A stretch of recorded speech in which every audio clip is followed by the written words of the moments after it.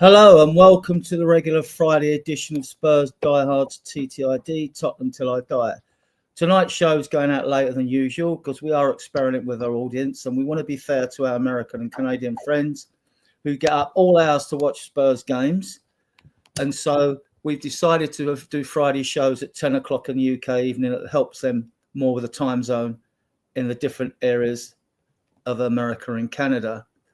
So we may even at a later stage do shows even later, like 11 o'clock or 12. We're going to see how the 10 o'clock experiment goes for all of February first. So I've got a great panel for you tonight. We've got Jack Kaniki from the Irish Hotspur. How are you, Jack? Good to be on, Adrian. Doing all right. Trying to make sense of Spurs. And yeah, I don't know. Maybe we'll get a surprise on Sunday, but it was good to get some kind of win on Thursday. And even the manner, I would have been shameless over a 1-0 win. I still would have smirked and would have been happy, but it was nice to see the narrative and the script just completely change. And, we have some, it's like a little boost for us. It was like something to remember probably for a long time, despite maybe us being in a weird part of the season. So feel good. Jack can be found here. I'll also post this link at the end of the show. I'm not sure. We'll come to you, Eugene, next. How are you? I'm good. Thanks for having me. Good to be on with Jack and Drew. Yeah. I'm in the dark. I'm in the dark room, just like Johan Lang in the dark office. I'm not doing any business. So I'm in dark. Yeah, we can discuss him later as well. So, but yeah, have you got a link to any shows, Eugene? I should have asked before. I don't know. Have you got a link, or are you just a lone wolf out there? What do you mean? Have you got a link to a website page or whatever that you use at all? Oh no. No, that's okay. All right, okay. I'm not on socials. I'm just on YouTube. Just a fan. Drewzel is going to be my regular sidekick on Friday's show, so we'll introduce him. He'll also bring his own guests in because we really want to bring in American and Canadian, or even Australians if they can make the time according to the different time zones out there.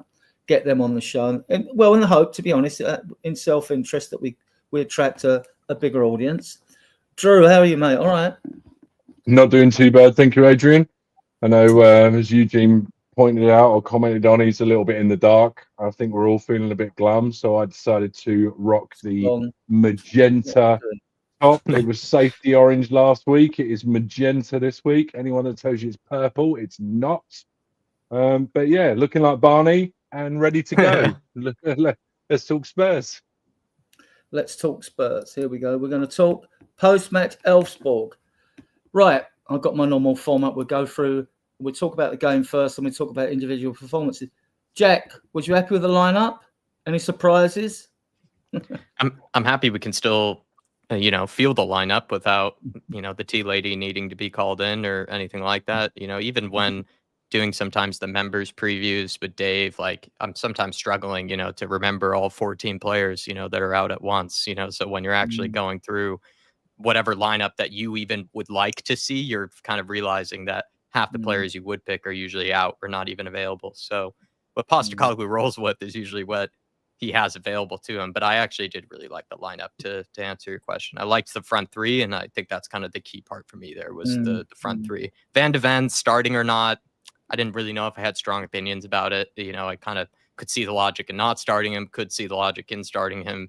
I think it probably showed to help us out a lot. But I think it was the front three that I liked. Son, Richarlison, Mikey Moore. I think that was something different and something that was nice to see.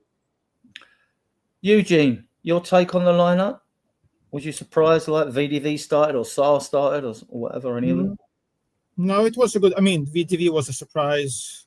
Yeah. I was happy. I was really hoping that he's not going to play the full 90 minutes, which he didn't, which was good to see. Good lineup overall. I was just hoping maybe to see Lancashire start at the 9. I'm just not a Richarlison guy. I'm hoping Saudi comes in and give us $15 for him. I'll take anything. He works hard. He runs around, but just not for me. So I was hoping, a youngster would play. But overall, good lineup. I was happy. I was going to come to Drula just then, but he just chose to sip on his tea or coffee. No, it's all right. I'm ready to go. All right, then. Ready to drop at any moment. Yeah, I really enjoyed the lineup. I think I didn't realize how much I missed VDV until I kept hearing his name. And that just the assurance that guy brings. And I know, we'll take anything at the moment, but just, do you know what? I'm not even sure if it's the assuredness, because I still thought that we would be a little bit shaky, because I don't expect him to be 100% right away. But I guess just, Ange quipped earlier on this morning in the presser that the only light at the end of the tunnel he sees is the oncoming train, and I can relate to that. But I don't know. I am kind of starting to see some sort of light. I really enjoy VDV being back. I really enjoyed the kids getting on. I think Mikey Moore. Forgive me if I'm wrong. Mikey Moore did, because I was at work and I was sort of watching in and out, and I've watched back. Mikey Moore did start the game, right? Yeah. And he played for 90 minutes, and in 90 plus injury time, he sped past a couple of players and finished off a chance. And I thought to myself, wow, there's a kid that's actually got 90 plus minutes in his legs, and he's run his little ass off, and he's managed to. I couldn't believe it. I'm so happy for that guy or that kid. I'm so happy for all the kids. But I don't know. It's just giving me cause for optimism. So.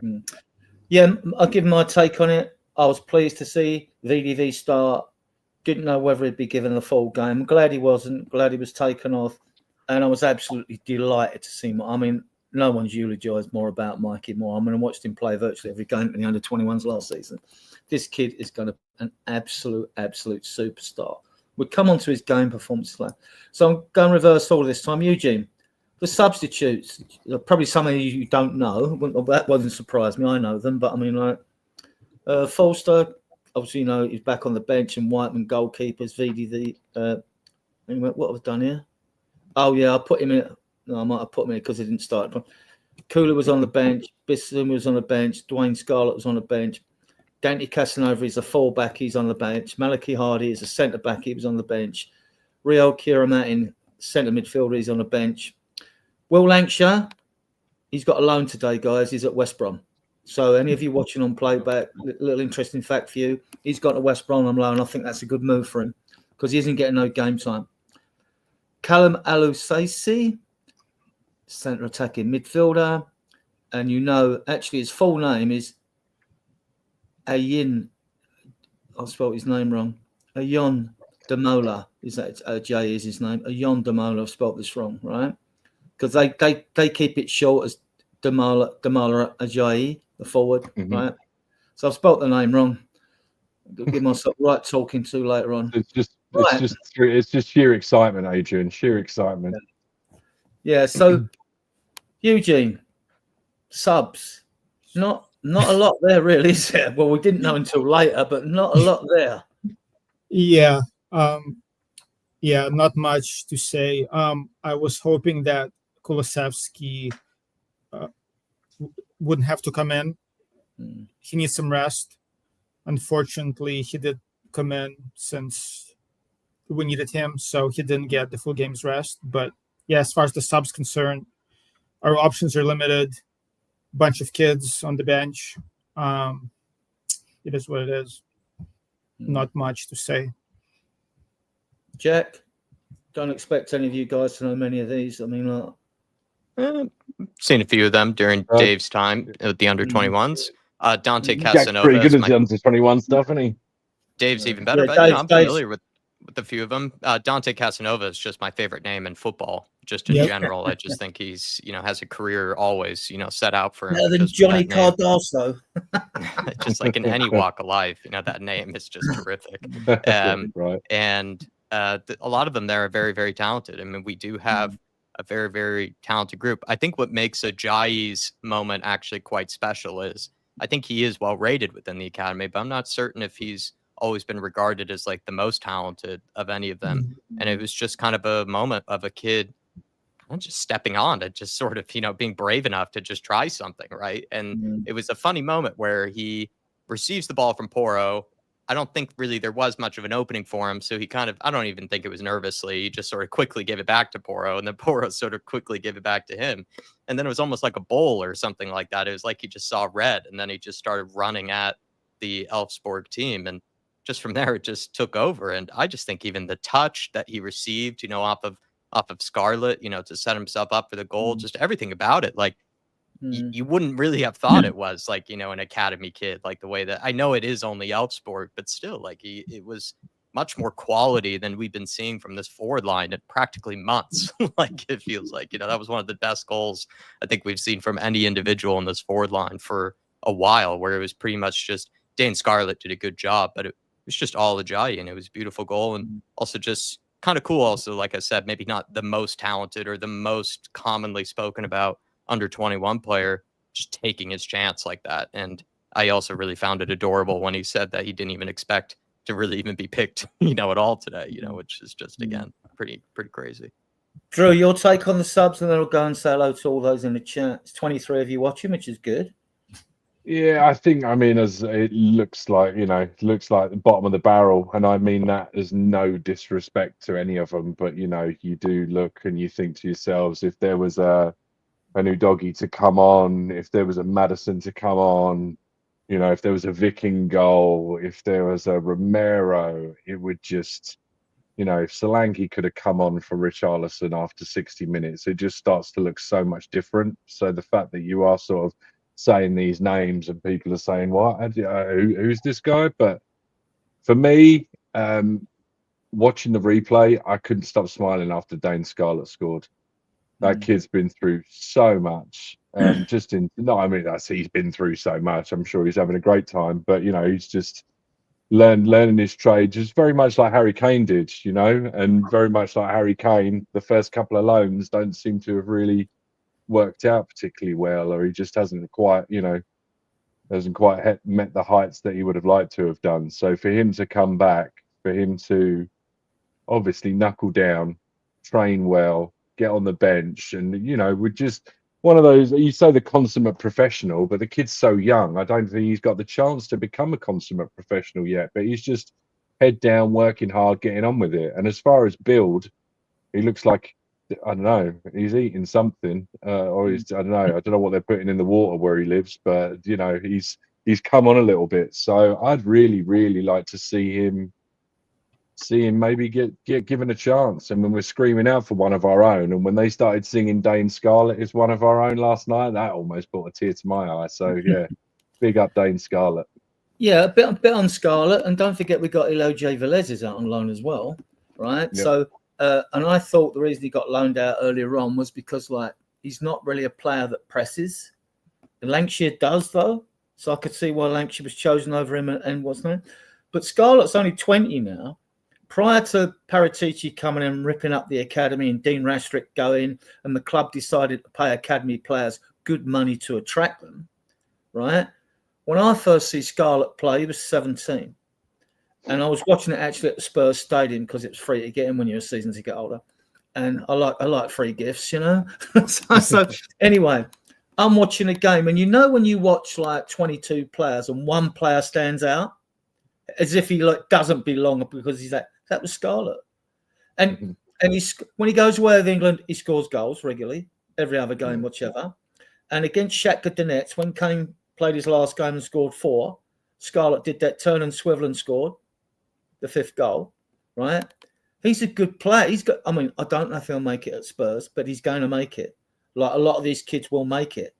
Right. But, it's like when it comes down to game time and fitting people in and keeping them happy, well, that's why Ange gets $5 million a year, right?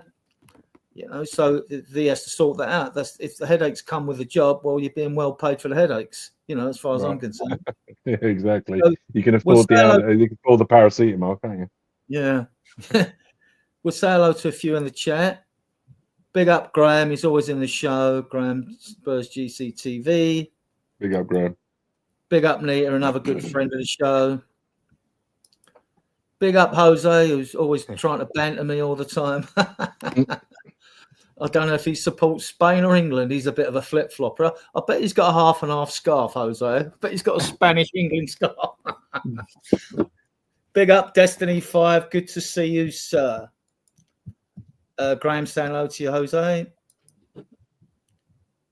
Yeah, okay. Everyone we was all doing predictions in Jose's prediction league. I don't know. He's got the patience to do that. I wouldn't have it. He's saying evening, Graham. Drew's saying evening all. Nita. Graham again. Drew. Big up, Lisa Davis, regular in the channel now. Thank you for following us. Nita. Yeah, big up, Rich. Drewzilla, Destiny 5. Rich. Oh, and Nick's here, audio artisan. We'll have to get you on the show, Nick. Right? I think he's in America, isn't he, Nick? Nick's in America. Let us know where you are. Lazy 8. I think is it Lazy 8? I think it might be. Maybe that's a different Nick. That was that. My bad. Big up Daniel Coyers. He's been on the show, I think, once before, Dan. Big up, Dan. Good to see you. Destiny. Daniel Coyers. Big up, Graham. We're all very friendly here. Phil, all right. Hope you're well, Phil. I know Phil's just moved into his new home, I think, recently. If it's Phil Barnett I'm talking to. Phil, Destiny. Big up, Wayne Bonner. Good to see you, mate. Destiny. Nick again. Right. Okay. Phil. Right. Most of these are saying hello. She's saying. And if you have got any questions in the chat, put them in. We'll try and get to them. Can't promise you, but we'll try and get to them. Okay. Oh, yeah. Big up, James. James has become a regular. Right, and I think that's it. So now we get into the game, right? There wasn't too much happened in the first half, apart from I think a Sonny pulled back when Sarr had a shot. I remember we had 6 shots in the first half, and I remember Mikey Moore having the shot, and I can't remember any others. Can you guys remember? Jack, can you remember any other shots in the first half? I think we had 6 though, but there couldn't have been much if I only remember 2. Despite being the youngest, I think on the panel, I probably have some of the worst short-term memory when it comes to, sometimes football games, I swear, and that's probably why Dave does more of the analysis sometimes, and maybe I do more of the hosting. What I will say though is I recall, sometimes I do better recalling maybe the theme of, kind of these type of things. I do feel like we had a lot of like per usual. I remember Dave and I saying, we've created moments, we've created some opportunities. We're just not really that good going forward. Like we don't have a clinical edge to us. We don't really have a ruthless streak to us. It kind of requires us to really knock on the door for a long time in order for us to eventually put the ball in the back of the net.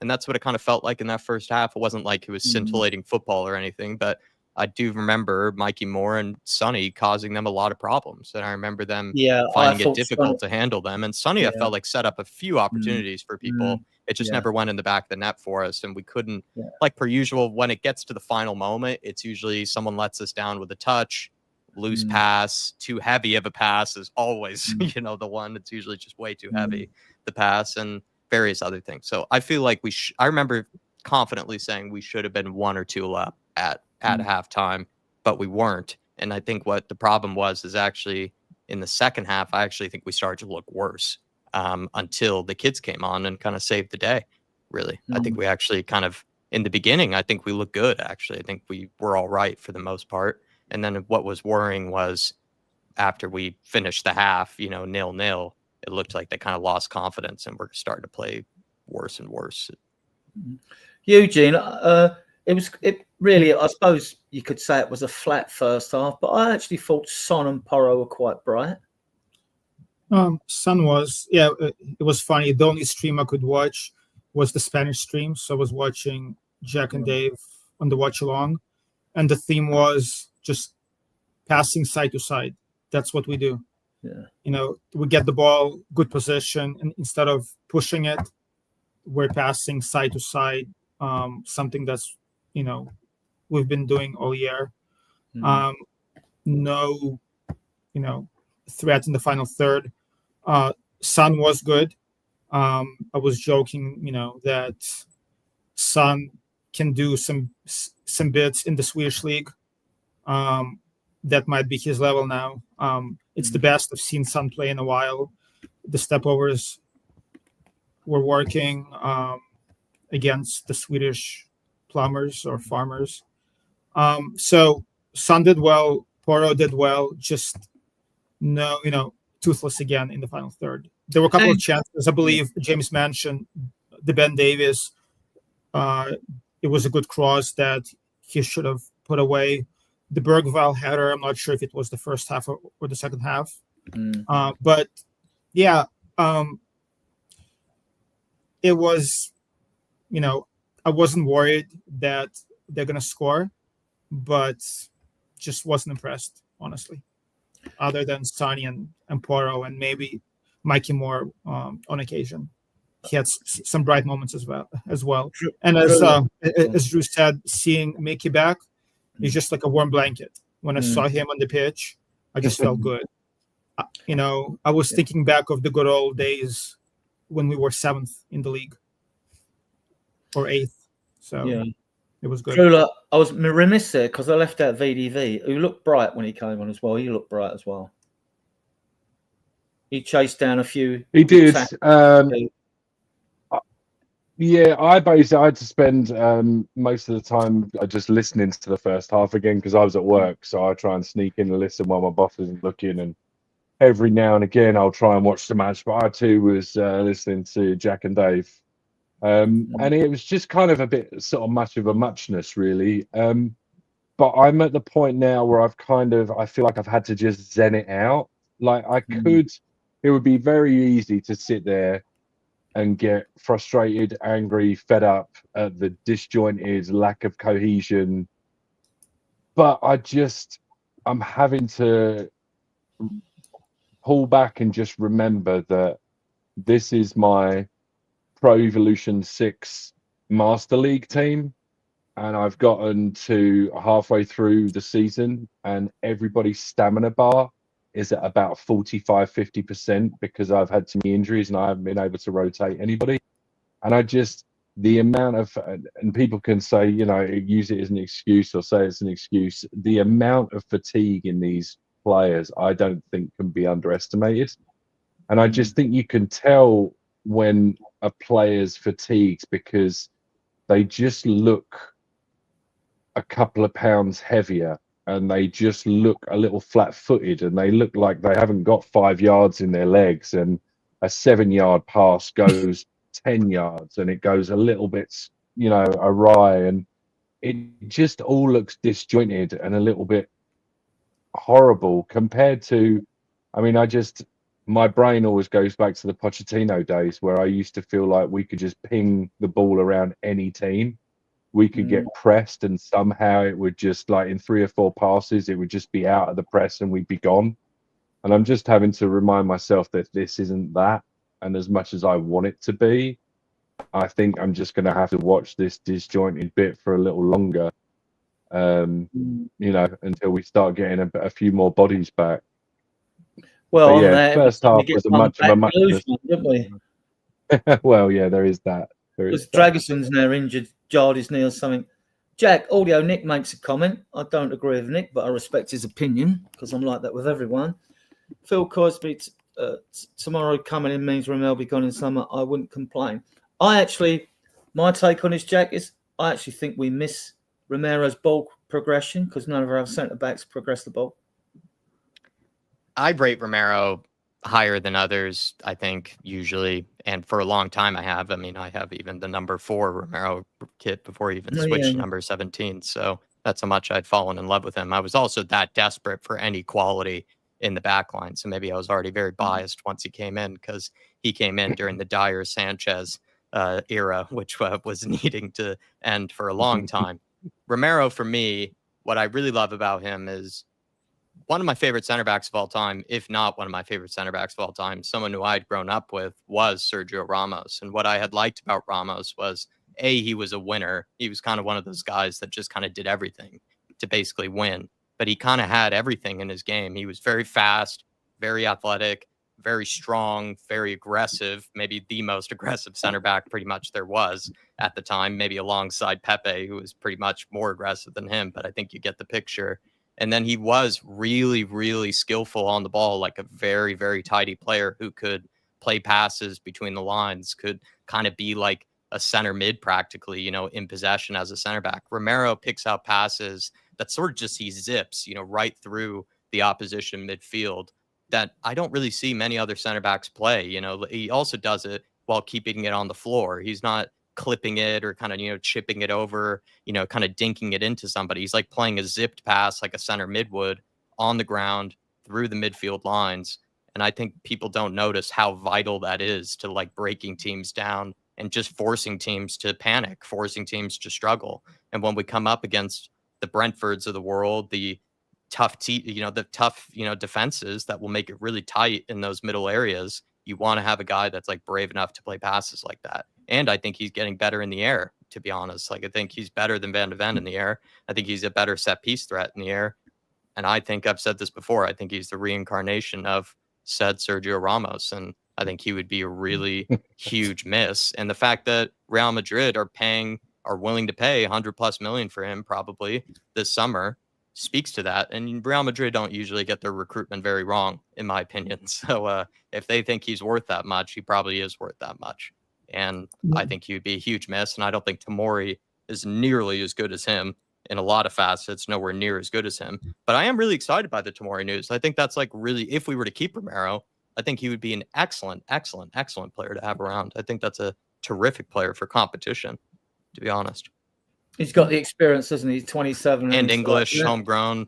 And they're talking 30 million euros. Just go and pay the money. I think it's a terrific deal for Spurs. He'd probably be better than Dragusin, to be honest. I think I could pass better than Dragusin, and I was a right back, right? But well, you know what? To make this show more fun, let me disagree with Jack. Yeah. A lot of people feel differently about Romero. I glazed the hell out of him. I was a huge Romero fan, and I still think he's a good player. You're spot on, Jack, as far as his passing range, just his ability on the ball. The issue for me this year, just the amount of individual mistakes that he's been making. Like seeing Archie Gray play, I did not see Archie Gray make as many mistakes, and he's not a center back, and he's 18. True. Romero, I just recall the first Arsenal game, the header to Gabriel. And the Brighton game. He plays a good game, but then he loses concentration for a minute or two, and it seems to cost us every game. So for a senior player, for an assistant captain, if we can get 80 million from Madrid, I'm not sure if he played for us like he played for Argentina.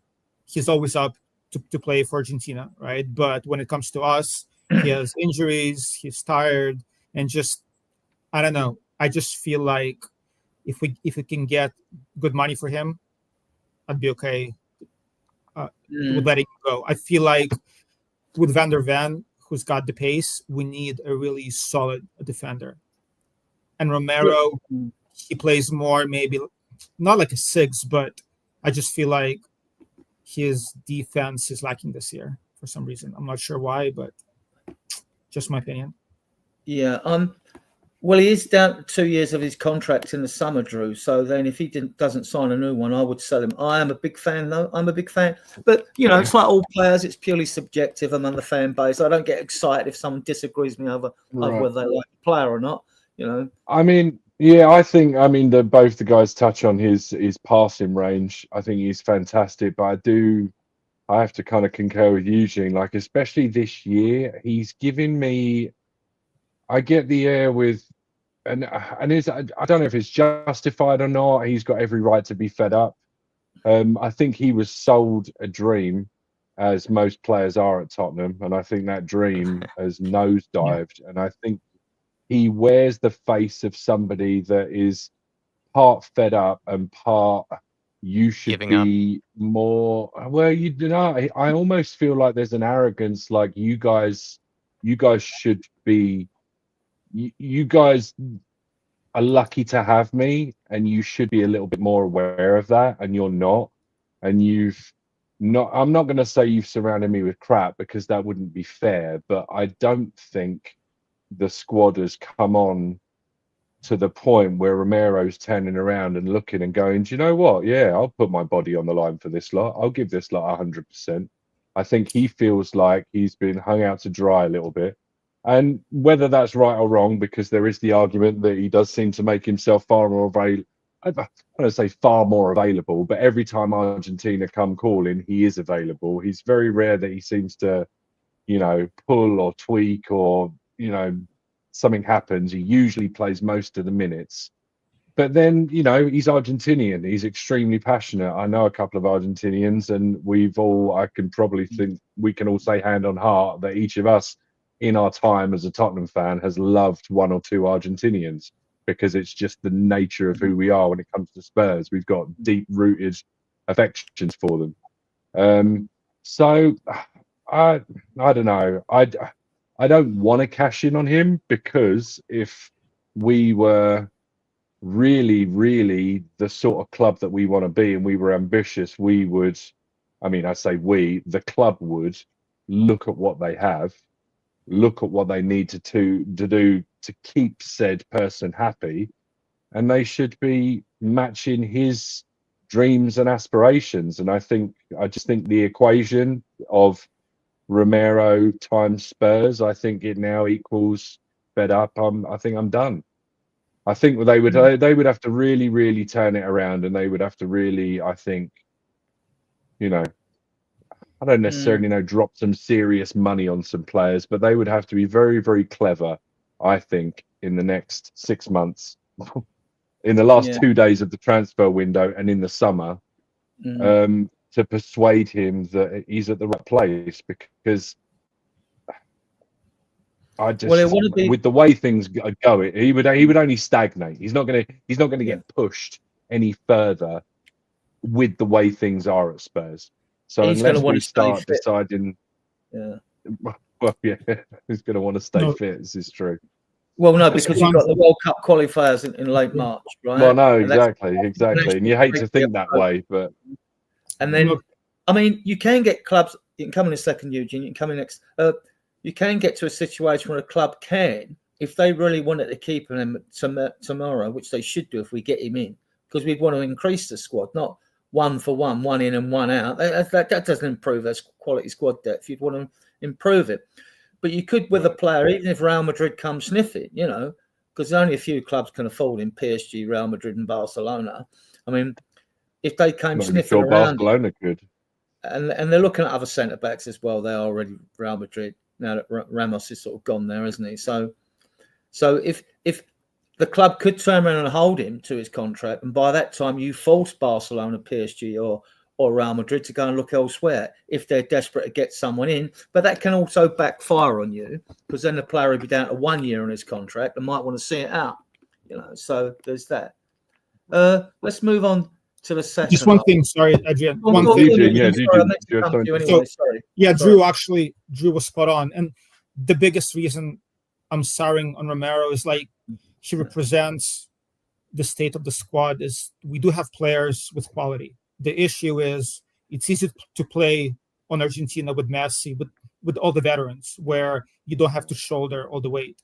It's easy to play on Madrid when you're one of, the great players. On the Spurs, as a vice captain, you should be able to organize the back line. Instead of being a passenger, like our players are, you have to be the leader. And he's not. So our issue is players like him, like Maddison. The quality is there, but we just don't have the players who say, the times are tough, but instead of being a follower, I'm going to try to take it upon myself to make things happen. And he is right to be upset, as Drew said. But if that's the case, he's not the leader that we need. So I would rather look for players with less talent, but more of the leadership skills, especially a defender who said, I'm going to organize the back line. I'm going to take responsibility for it, versus pouting that he's not surrounded by the players of his ilk. Can we make anything? Because I really don't like stirring up anything, and I don't like to kind of read into narratives too much. I don't like to come up with things, but can we read anything into the fact that it seems to be, for the most part, the last few games, all of the injured players have been on the sidelines as sort of this like sort of cheerleading group. And Romero, I mean, forgive me if I'm wrong, but Romero seems nowhere to be seen. Like, you know, you got Spencer Doggy, Vicario is there. They're all sitting there. Even Van der Ven was there when he was off. Madison's there. They're all up and cheering for the kids when they score. I've not seen the camera pan to Romero once. He never seems to be there. So I don't know if the injury's that bad that he's just been told to keep weight off it or what. But I don't know if that says anything or it says nothing, or if I'm, you know, anyone read anything into that? I mean, what you can tell about certain players at the club, and they're not all like demonstrative players that show their emotions. Some will do a content and be very excitable, and some will be they'll just have a quiet demeanour. But what you know for Son, you know that Son loves the club. You know Porro loves the club, loves it to bits, and you know Romero loves Ange. He loves Ange, right? That is common knowledge out there, right? So whether that influences whether he signs a new contract in the summer, who knows? If we've won a trophy by then, it might make a difference, or it might not. I mean, you can never tell on these things, right? So, let's move on to the game. We'll move on to the 46th minute. Basuma came off for Brentford. Kulusevski came up with Son. Dragosin came up with VDV.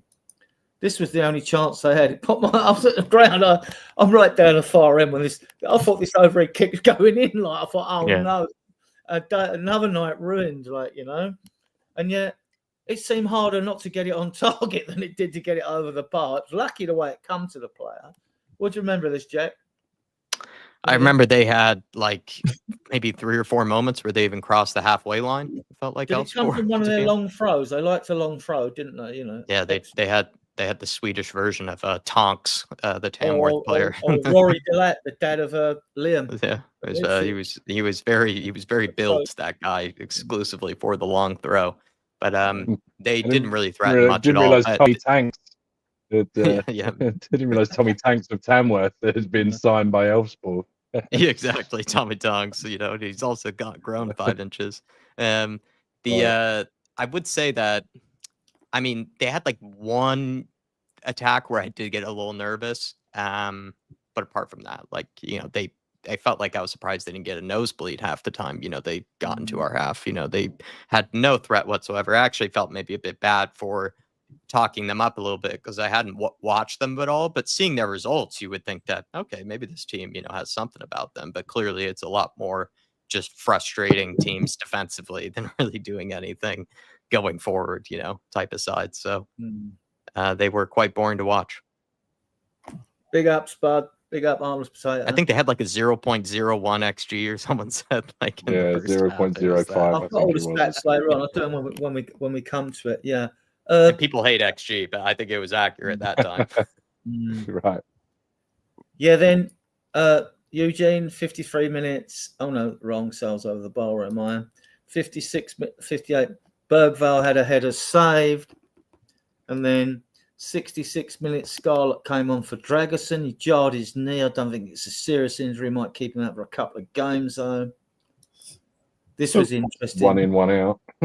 It's a quick question on Dragosin. So, and it happened before with Van der Ven. When he got hurt, he was pulled, or he was on the sideline. Why did he go back in?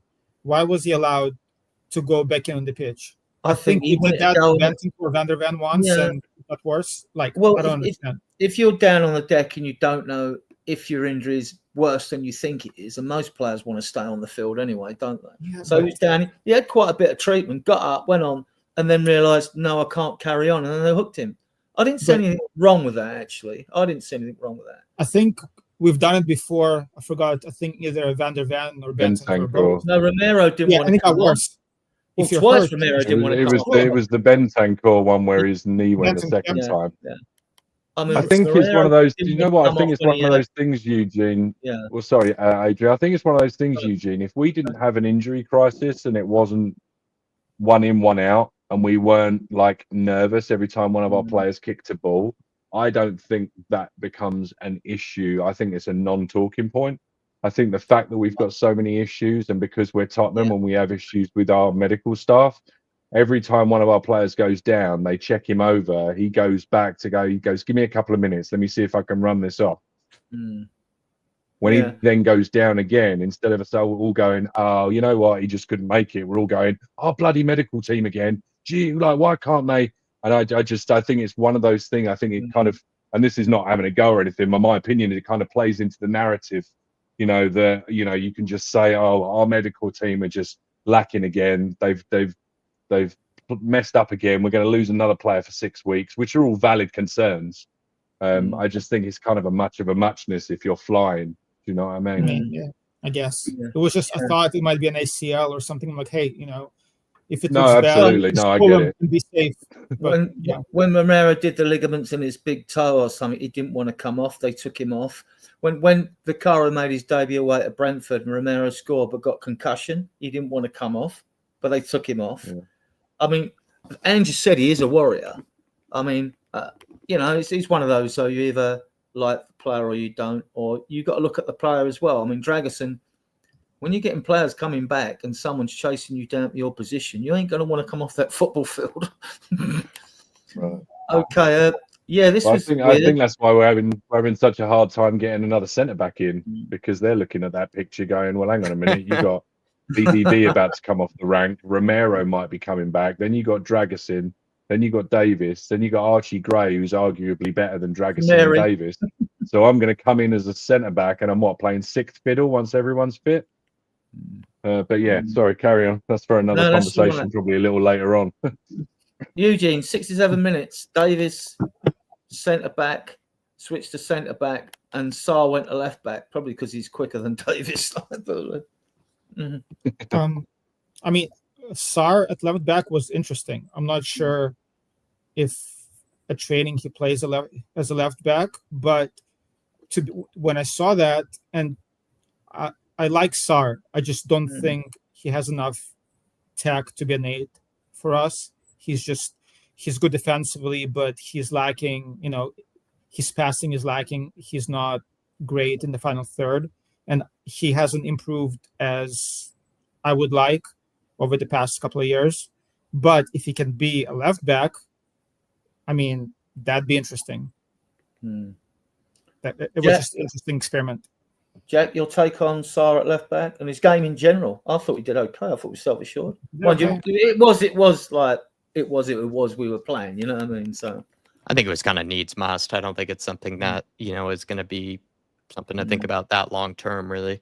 I'll probably now do, trade the favor if, my hot take on Romero and then Eugene's on Pop Matasar there. I think, a few people have been kind of harsh on Sarr, to be honest. I think he was one of our most consistent players from last season. Yeah. Yes, there are things he can improve on, but he does offer things that other people can't do. He has more legs than others really do in midfield. He's far more combative than other players are in midfield. And when you think about it, in big games, like when it requires a bit of running, a bit of moving about, that box-to-box type player, he's popped up with goals and he's popped up with like big moments for the club.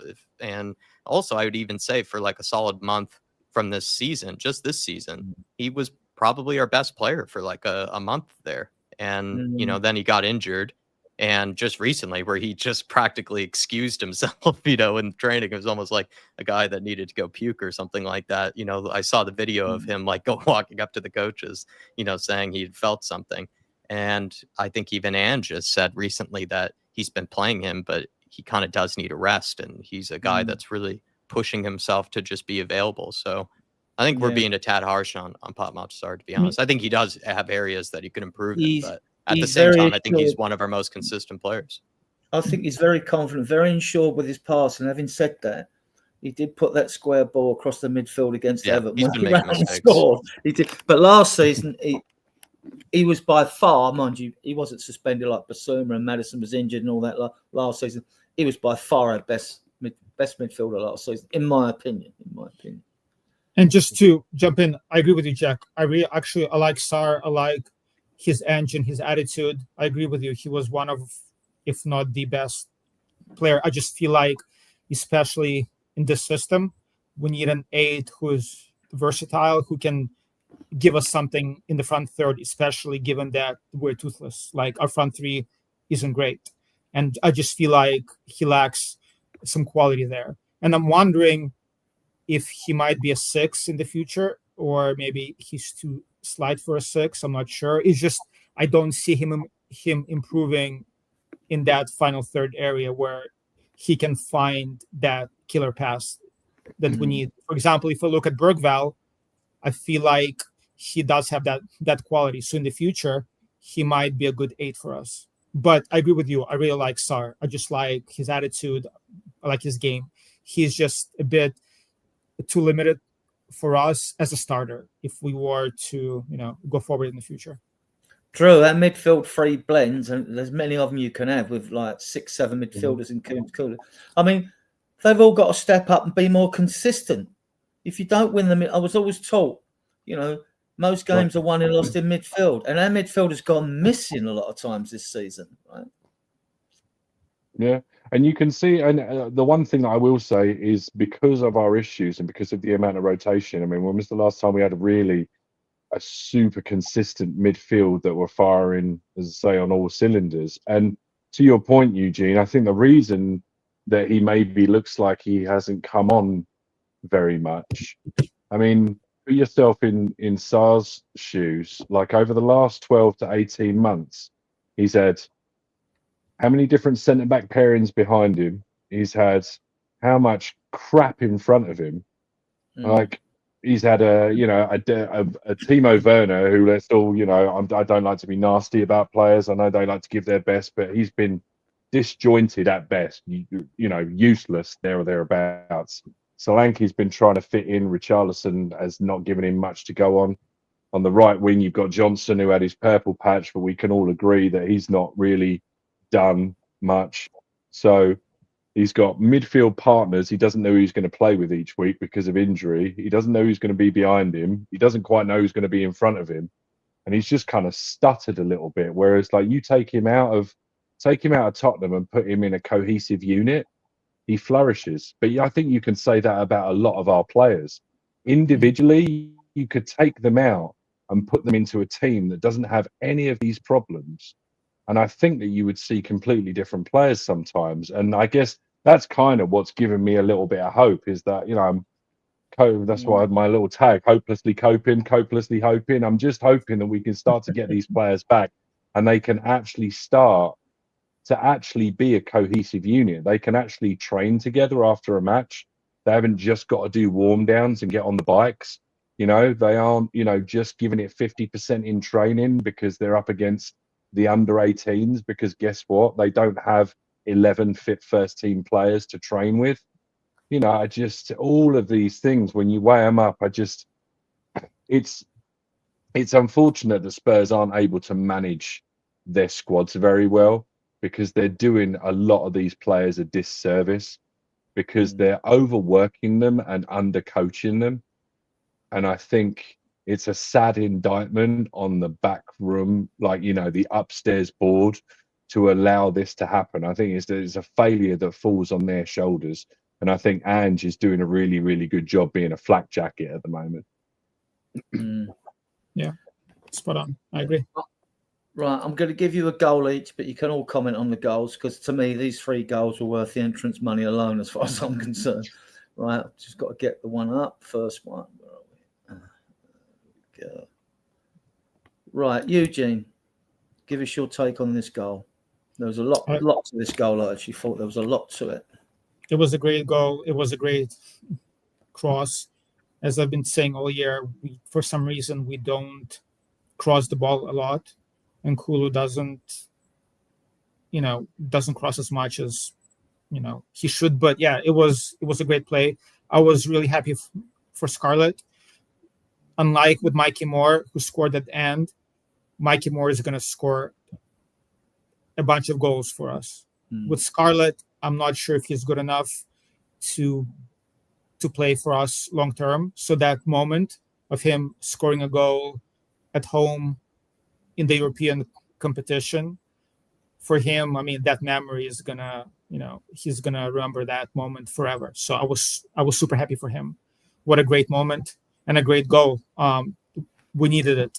It was tough. Like at that moment, I was thinking, you know what, it's gonna be a 0-0 draw. We were flat, as Jack mentioned. The second half we didn't start well, so that was a well-needed goal. And yeah, the header was great. It was a great finish. Jack, on this goal, one, it was a sweet left-footed cross by Kulusevski. But what impressed me was Scarlett's anticipation and his run. Because that's a striker's instinct. You don't buy that, right? Yeah, I thought, like, even before that, I'd said to Dave, like, I thought Scarlett, just even his movement in the penalty area before even that goal, he looked up for it. Like, he looked like a guy that maybe was either just really wanting to prove something, really just that desperate to score. I'm not too sure, but I was even, taking notice of the fact that he was just putting himself in good areas. And if someone put it on his head or even got it close to him, he was going to cause some havoc. And he's a big kid. I think at this stage, we're starting to see, him kind of, develop some real shoulders on him. And he looks like a guy that can handle himself now. He's obviously played at a few different clubs where he's not really been given, maybe the opportunities that he would like, but he's had to take some tough lessons, in his career so far. And I think Scarlett looks like a guy that might be actually, despite how talented Lancashire is, I think Dave made a good point today that Scarlett might be more ready for the role that kind of we were trying to give Lancashire than maybe Lancashire was for it. Like, Lancashire had a terrific season with the under-21s, but that is the under-21s. And he was playing alongside Jamie Donnelly, who's a terrific player, we know, and can create a lot of goals for him. And with Lancashire, he's not been given many chances, but he hadn't really taken, I think, those chances necessarily he got sent off, didn't he, against Galatasaray, even though he scored a goal. So that doesn't and he just wasn't that faith in the manager. I mean, that, or he didn't really do a whole lot in some of his other little cameos. If we're going to be harsh but also honest, and Scarlett there, just thought the anticipation, the movement, the way he sort of kind of shrugged off the defender as well, then made sort of the initial jump towards it. The neck power in getting it off like that. I thought it was class. I thought it was a really good goal. I actually thought almost all the goals we saw from our youngsters are some of the best goals I've seen in months. And that's even that's the forward team, or that's the first team, everybody included. It's just a lot more quality than we're used to. Drew, your take on the goal, Scarlett's goal? Drew? Yeah, great. I mean, nothing that hasn't already been said. Great run, great pass. Oh, hello. Yeah, I think you're there. Yeah. Am I still here? Yep. Yeah, you are. I think it's great pass, great run. The one thing I will say, somebody said in the chat earlier on that Scarlett was rubbish or Scarlett's crap. 1 goal in something. Just some stats. He scored 4 goals in 20. But if you look at the minutes that he's actually played, he scored 4 goals in 8 games, which is one every other. So he's not that bad. No. So given the chance, he can finish his dinner. So we'll see. It's just Ange likes a pressing number 9, and actually Lancashire presses. I don't see that from Scarlett, but what you see with Scarlett is you do see, even Shaq the next, you see that movement with him. He doesn't sort of, he's always looking to move into space, and whether he gets the ball or not. Well, if that goal wasn't good enough, right? In 81 minutes, Oyin Demola Ajayi comes on Richarlison, and 3 minutes later, after coming on, 2-0. Who took the first goal? You, Jack, or you, Eugene? I did. So go, Jack. Your take on this goal. I think I might have jumped the gun earlier by just describing it earlier in the stream, and I'll probably not do as well as I did the first time. Really loved the goal. I thought what was funny about it, like I said earlier, was Porro had given it to him. I don't think there was anything really on for him. He had given it right back to Porro. Then Porro, for whatever reason, just sort of fired it back at him. And then he just sort of, like a switch was flipped, like I said sort of earlier, like he saw red or something. And then he just started running at that Elfsborg team. And there were like 3 or 4 players. He had to sort of wiggle his way through. The touch had to be spot on the whole time. Plays that lovely pass into Scarlett that not a lot of forwards try to do nowadays. That sort of 1-2 off of the big man. Lovely touch from Scarlett. And I just think even better than the finish is, I think the touch that he takes after receiving it from Scarlett is just glorious. Like, he just sort of sets himself up so perfectly to shoot it either direction. And then he goes for kind of the Kulusevski finish, which is the near post, kind of catch the keeper, wrong-footed type of a goal. It was actually probably such a good goal that I think he even showed our forwards, how to finish. It was that good. Eugene, he couldn't have placed it better. The keeper wasn't getting that. That was about as tight in that corner as you could go. Like, it was just perfectly placed. Oh, it was a great goal, as Jack said. I haven't seen a better goal in a while. It was a great finish, great touch, and I was surprised. I haven't seen our players actually take their man on and make something happen. Not enough. That's why Ajay's goal and Moore's goal at the very end, we actually saw the youngsters take the ball, push it, and make something happen. Where, the veterans, or what, I've seen on a weekly basis, is us passing side to side, as we talked about before. So it was great to see somebody actually take his man on, and it was a great finish. It's not even veterans, is it? Not even veterans, is it, Eugene? We've been crying out for Johnson to do something like that for weeks. Exactly. Just take on a man, just drop a shoulder, and that's a 23-year-old that's supposed to have stamina in his legs. So, and I've been a fan of Johnson. I've tried my best to. They're all guilty of it, even though I would love to join you. They're all guilty of it, though.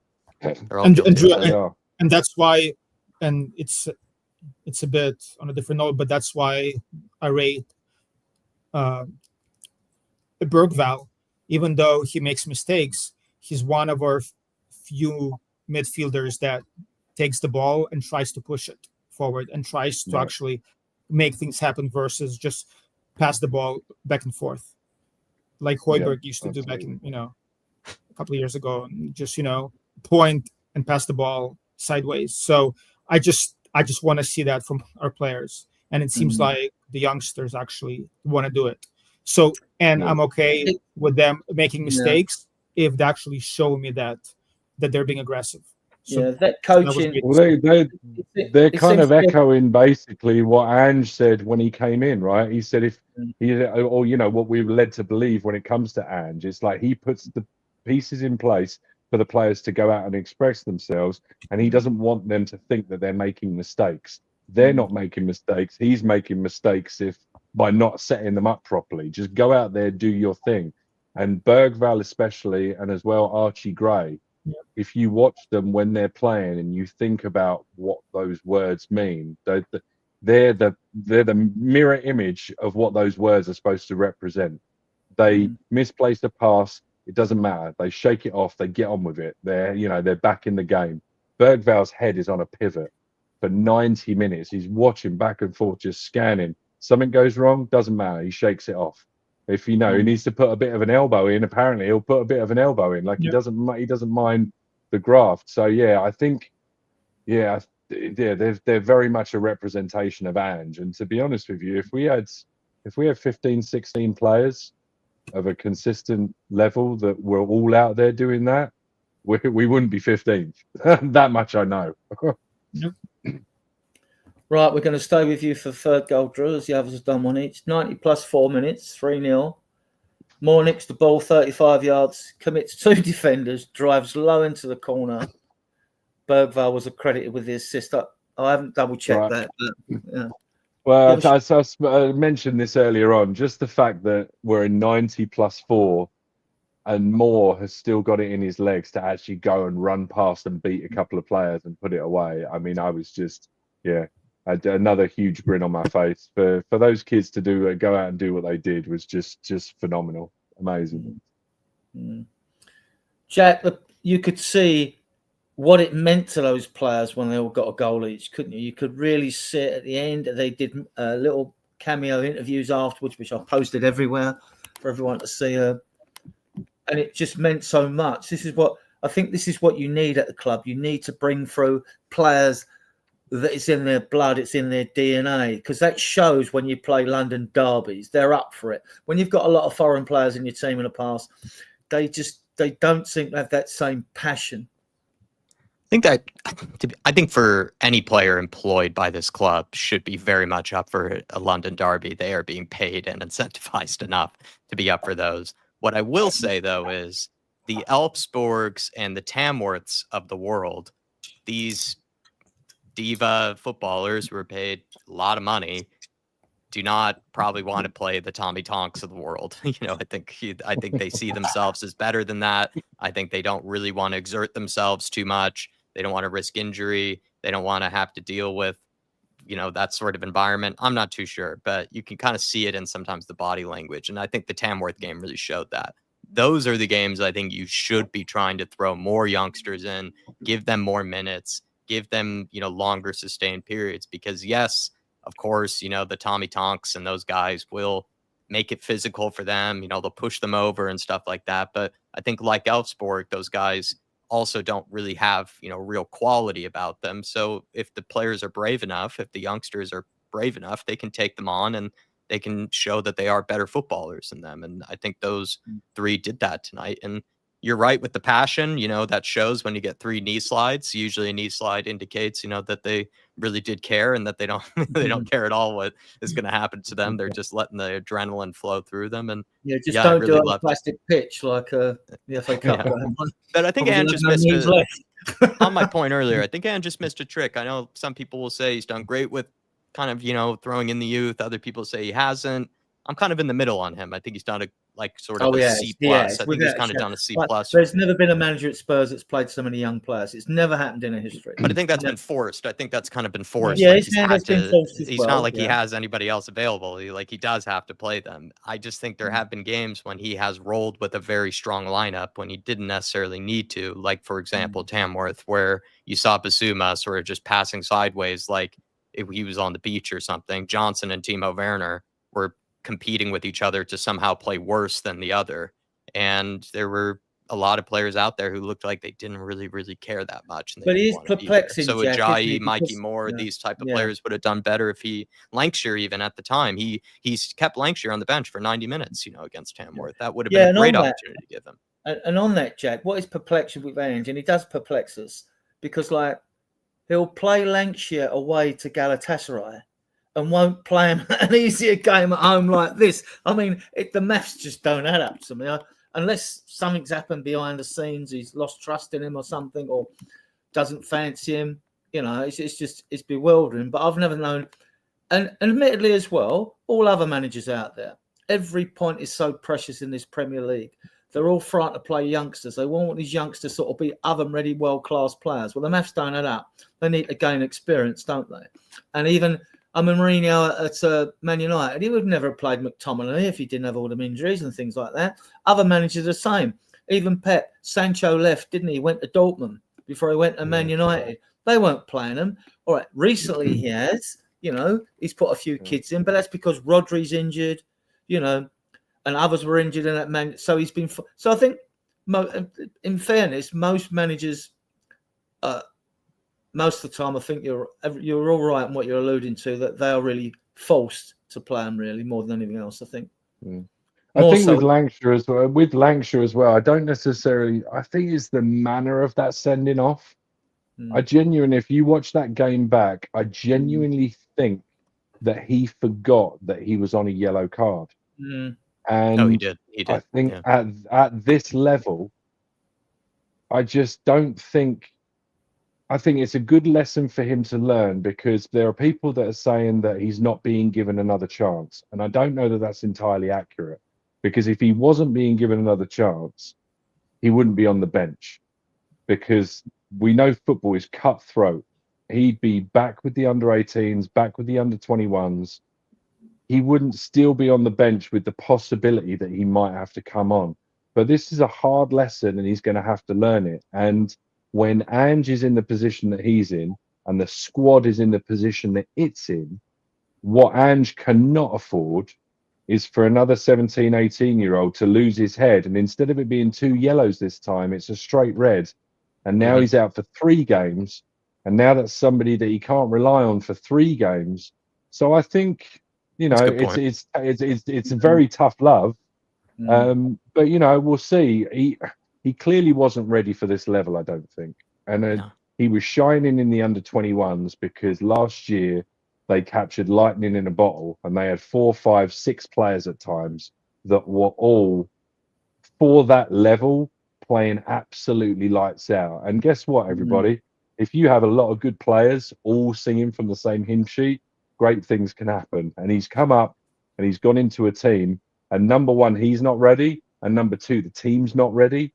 And I just think the best thing is that he could go out on loan. And the fact that he already signed, I think he signed maybe a long-term contract not too long ago or quite recently. And the fact that it is a loan with no obligation or no option for a buy tells me that they still have a lot of faith in this kid.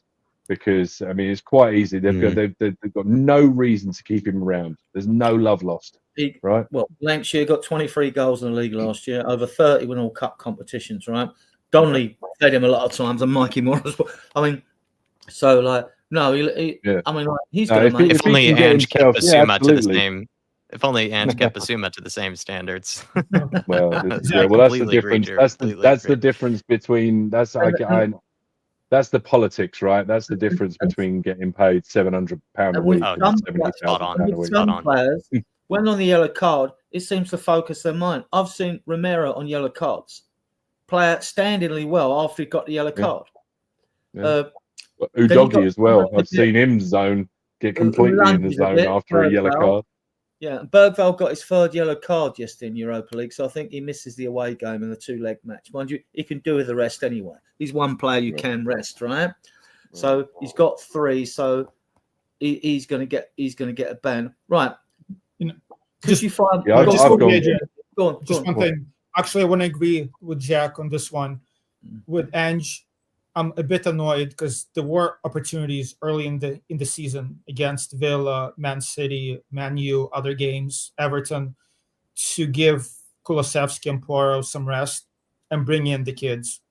And he didn't. I'm very annoyed that Ange did not play Archie Gray in the 6 in those games. There were a lot of opportunities for that, but he still, kept the starters in. So I feel like with Gray and Bergvall, I mean, I'm sure there are guarantees in their contracts that they'll be getting some playing time, but there were a lot of opportunities, especially early in the season, for Lancashire to play, for Spence obviously to play, and Ange was stubborn. And Gray should have played as the 6 at Everton instead of the 3 at the back, right? He got that wrong. He admitted, he took it on his chin. He said, "My fault." Fair enough. Yeah. So I feel like I will make a slight correction because everyone seems to forget this, and I will keep harping on about it. Spence had a groin injury. The first part of the season. He was on the bench. He was integrated back in the team right away, having been in Italy. He was on the bench for the first 4 games, got a groin injury, was out for 4 weeks, and then came straight back in and has been pretty much ever present. So I know he did obviously save Ange's job at Coventry, but he probably couldn't have played any sooner. Because he was injured. And look, let's be fair. I am a big fan. I think this guy could be one of the best left-sided backs in the world. But this season he's been poor. And I think this will do the rest to do him. The injury will be a godsend because I think it will give him a good rest as well. He came straight into the season off the back of that. He was out for the last 4 or 5 games of last season. Had no pre-season.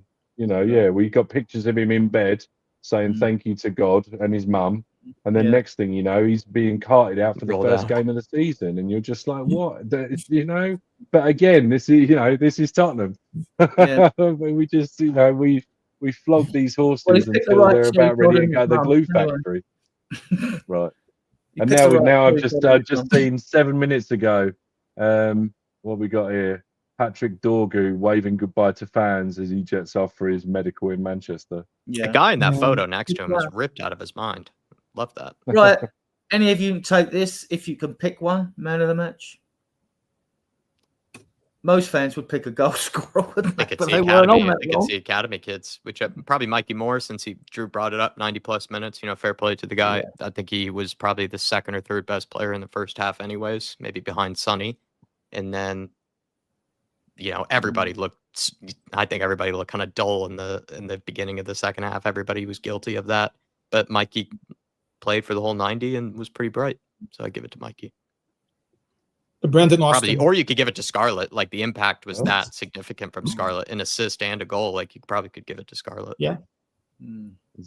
Were you giving it to Brandon Austin, EJ? Yeah, he was signing autographs in the back while the game was going on. There you go. Yeah. That's the definition I of think cool Scarlett is a good collection. shout. I think Scarlett. Porro had just a that decent goal. game. It's a good Porro had a shot. decent game.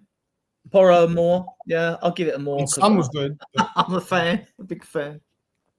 Okay, now this guy, we've all critiqued him throughout the season, but we've also praised him when he's done it right. Game management, Drew, Ange?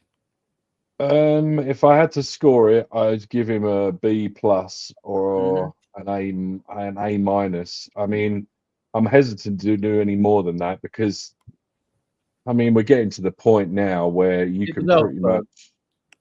Yeah, exactly. It was Elfsborg, and I guess it was a surprise who he brought on. But the timing of it and how it played out was, I think, the least you could have expected. There was going to be at least two changes at halftime, probably three, just because of the stamina fatigue factor.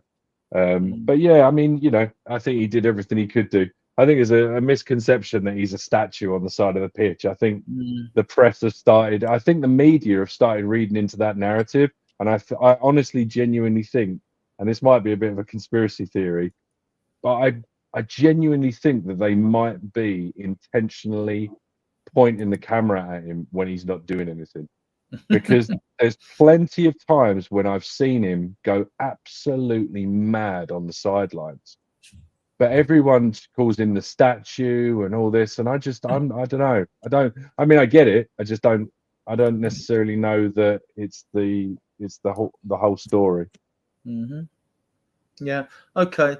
So that was the game manager. So before we move on, I want to pump the channel up. I mean, and pump Jack up as well because he's going in 15. So if I can find the banner again. So where did I put Jack's banner? And remember, everybody in the chat, really appreciate you joining in. Smash the old like button, and if you do have any questions, pop a little Q at the beginning of it so we can highlight them, and we'll try and get around to them as and when we can. This is the Irish Hotspur, fantastic channel. They are like one of the motherships out there. Been going a while. Fantastic content. And Jack and Dave, they work so hard, right? So they're worthy of every supporter they get. Thanks, Adrian. Yeah, and on to us. I mean, our shows go out Tuesdays at 8 o'clock, Sunday at 8, and then the future Friday shows will be 10 o'clock. They might go to 11 or 12. Me and Drew did talk about that because he's going to be my regular sidekick on Fridays when he's not on the Irish Hotspur and other shows. Regular Batman and Robin. Yeah. Yeah, so if you like the content, guys, please subscribe to the channel. There's 25 in it at the moment, so you are watching on a Friday night when you should be out on the lash, really, or on the razzle, or both, So, yeah, if you like our content, please give the channel a thumbs up, subscribe to the channel, and leave a comment. Right, thank you for being with us tonight, and we will move on now. Get back to the banners. Friday night's the perfect time to celebrate Thursday's game and commiserate over Sunday's game. It's that peak time, right? Because it can only go downhill from here. Yeah. These were the stats for the game. We had 69% possession to their 31. We had 18 shots to their 3. We had 10 on target. They had 0. See, that shot over the bar don't count as a shot on target. We had 723 passes, 128. We made 18 tackles there, 5. Actually, the recoveries were good. The players trying to claw the ball back. Clearances, we made 21. They made 56. We had 10 corners. They had none. We had 34 crosses, 8 successful. And they had 4 too successful. I don't know what that means. To me, a successful cross is you score from it. But, all right, we got the Scarlett goal. Offsides, 0 for us, 2 for them. Right. This is yellow cards because, as you can see, Bergvall's now got 3.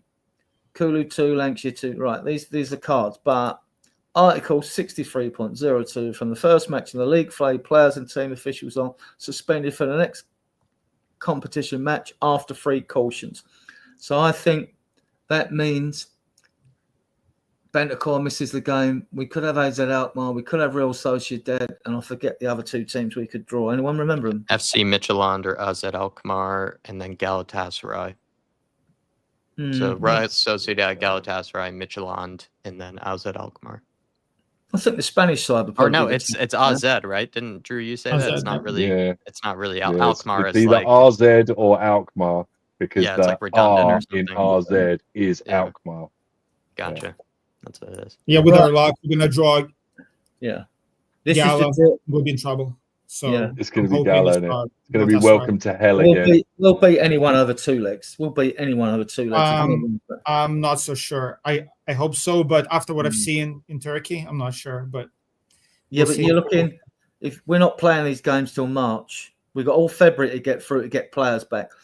Right, the cup draws around. It's very possible. I'm just knock on wood. It's very possible we could have 5 or 10 players. Right. Oh, unreal. So the draw's Friday, the 21st of February. Oh, we do it on this show, Drew. We'll do that on this show because it's going to be earlier than we're on, right? There we go. First 8 teams are seeded. We didn't know this beginning of the season. We just thought you just go out to draw, you'll be drawn, but apparently you are seeded, and the same for the Champions League. Seeded teams are at home in the second leg, so we've got the second leg at home. First leg, Thursday, 6th of March. Second leg, Thursday, 13th of March. So, look, we got a lot of fish to fry before we even get to these games, haven't we? Very true. Very true. Right. We'll talk about the latest transfer news and anything. Right. As if you don't know by now, everybody watching, I mean, like the window closes Monday at 11 o'clock UK time, right? So we got, 3 days, is it? Yeah, what, Monday? Yeah, what? Yeah, Saturday, Sunday, Monday. I can't imagine. I mean, I'm sure they'll probably they're going to have to do business over the weekend. I mean, usually it's one of those things where it all kind of goes quiet and then there's a last minute dash on Monday. But you would think, I don't know. I think they're moving a million miles an hour right now because I think they're panicking. They're panicking.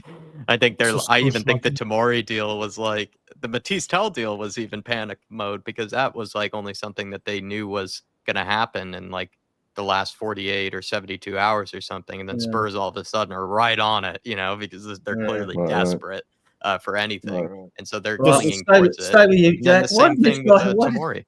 Sorry. Why did this guy say no to us? Don't you like coming to a team that aligned 15th in the league with no chance of Europe? What do you reckon? I think he's a talented young Parisian, product that probably rates himself quite highly and wants to go to another huge club. I think you have to think about it this way. Bayern Munich, if you've gone from Rennes to Bayern Munich and you barely have even played any games at Rennes, he's been bought for talent and he's been bought because he's clearly a very sought after player. I think he only went there when he was like 17 or 18. So like pretty much Mikey Moore's age, right? So someone being moved to Bayern Munich at that age is going to be very talented. He didn't get as many games as he would have liked. And Bayern Munich next to Real Madrid, maybe second or third, fourth biggest club in the world. Like I think he'll want to go to a team where he can get regular playing time. But I think once you get the taste of that sort of, type of club, I think you want to go to another similar club, to be honest. I think Spurs are nowhere near. A lot of that. money when you consider Archie Gray's about 35 million, not the inflated price that people give them, probably add-ons with that and all that, which we willingly pay now because he's a star already, as far as I'm concerned. But a lot of money for a 19-year-old, if you're talking 60 million euros, 51 million, it's really upping the prices of these young kids. And all right, Odegaard was only about 30 or 25 mil. I mean, depends who you believe, but some people will deliberately inflate what they think they cost. But I went and watched the video, pumped some out to people as well, and the same video. I usually watch most. If I can find them on Brazil Scout, I go there first. If you can't get them there, I'll go elsewhere. But he is a raw. What I see is raw. I mean, there's obviously talent there. I think the attraction is because he can play left wing, right wing, and centre forward, which would suit Ange's system. A bit like another player I'll come to later. We might dive in, we might not. Eugene, this is embarrassing for our club, though. It's embarrassment. It's embarrassing. I mean, I'm not even that upset that we didn't get him. No, 60 million for a 19-year-old is a lot. Like for that money, I'm hoping we could go and get Wissa, maybe pay a little more, get Mbeumo. We need some senior players, some proven players that can come in and help us. We have enough youngsters. So for me, 60 million is a lot, but it's just embarrassing when Levy's flying to Germany and being told no, That's embarrassing. In Yeah. order to attract these players when you're 15th, you got to do what Man U does or what Chelsea did last couple of years. You have to overpay. So Levy probably went there, offered him 30K a week or whatever, 80K a week, and Tell was like, no, thank you. Apparently his representatives accepted the proposal of what the terms were. It was Matisse Tell that said deliberately to Daniel Levy, I don't want to go to Tottenham Hotspur because of the project. He said he didn't believe in the project. That's fair. Which I think that's alluding to what I was saying. I think he's at a club like Bayern Munich, which is much more known to try to win things and have that eagerness to want to be the very best of the world. And I think once you get that taste, I think you'll want to try to go to a place similar, and Spurs are nowhere near that at the moment. Yeah. And no, that's fair. I don't even know if he suits the system. I'm kind of glad we didn't pay the 50 to 60. Yeah, he can play across the whole front three, apparently. I'll stay with you, It's not even that. It's not about Tell. It's so crazy to me. Yeah. And he said in November that he's talking to Lange about potential targets. We had 6 months to identify the targets. We're in the relegation battle.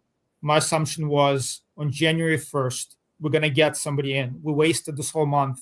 We lost games because we didn't bring anybody in. If it's, if they don't want to back Ange, that's fine. Sack him, bring somebody else in, but we need players. And now, we're in no man's land. Ange is there, no players. And are they going to sack him in a month or in a week when somebody else is going to come in with no players? It just makes no sense to me. Bring somebody else in on the first. Yeah, it doesn't make no sense. It doesn't make no sense to me either, Eugene, because now we're 60 million euros, 51 million pound, right?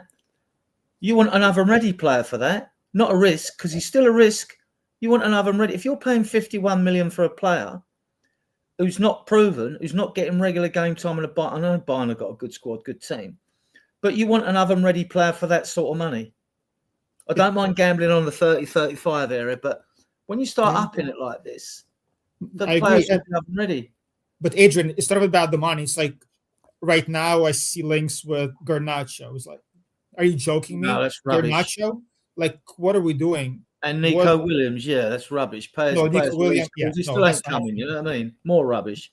But besides, Man United not going to sell to us. What did we like? Yeah, this whole time. I don't know what Lange is doing. I want to go scouts because I know he's got. I think it's. Oh, go on, Jack. Go on, Jack. Go ahead. Right, tomorrow to Spurs, rightly reporting and telling me their transfer fee 30 million euros. I don't know what it is, 25, 26 million, I suppose. You like this player, Jack? Yeah, he was at Chelsea. Did well. Proven Premier League player. I just think it's kind of realistic for what we're probably trying to buy. I think if we're not selling Romero, hopefully, we're trying to buy someone that can compete with Romero, Van de Ven, fill in, that's of some high quality. So there isn't that worry about someone pulling their hamstring and then our whole season's over.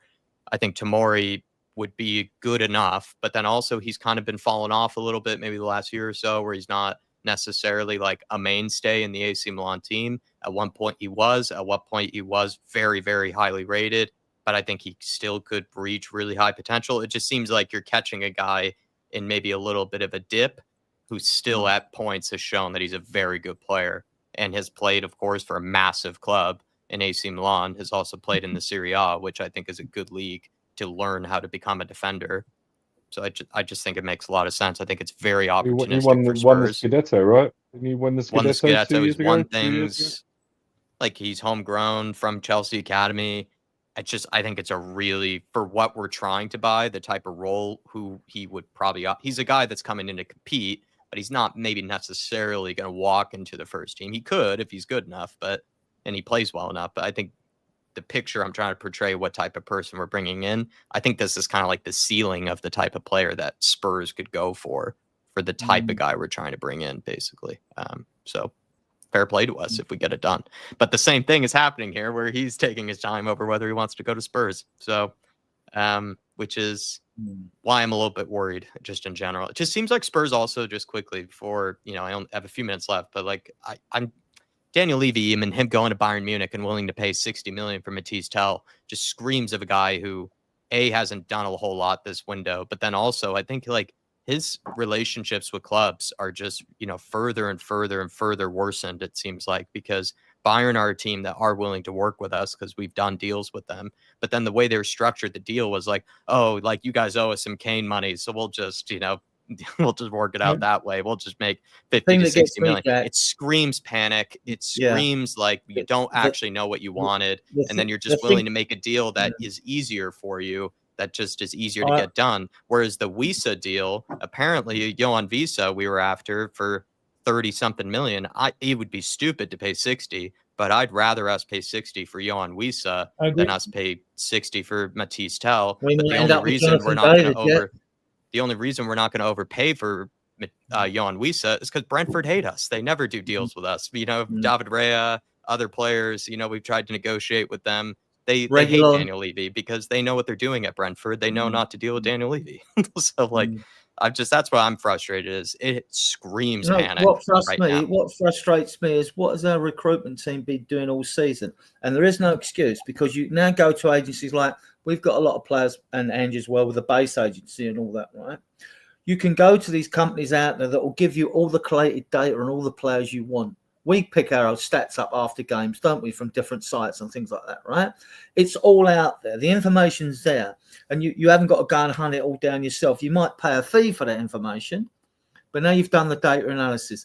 Then you've got two scouts. You've got Rob McKenzie, he's the chief scout. And you've got Max Legger, who we nicked off Bayern Munich. He's the first team scout.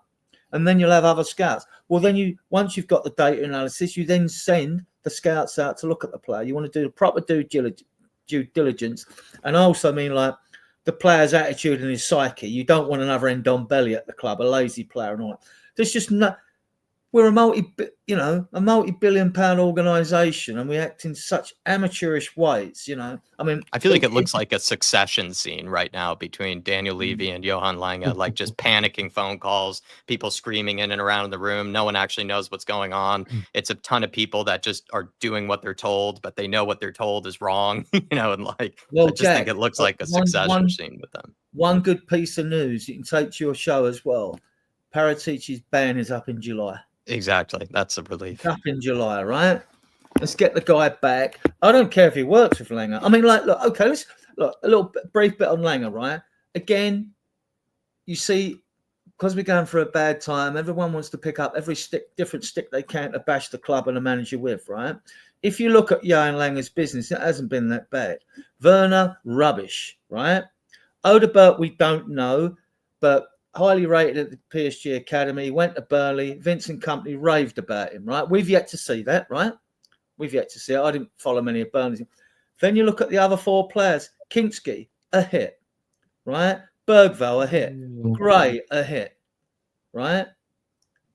And who am I missing? Oh, Solanke. To me, I mean, I think 4 of those have definitely been good transfers. They've been good transfers.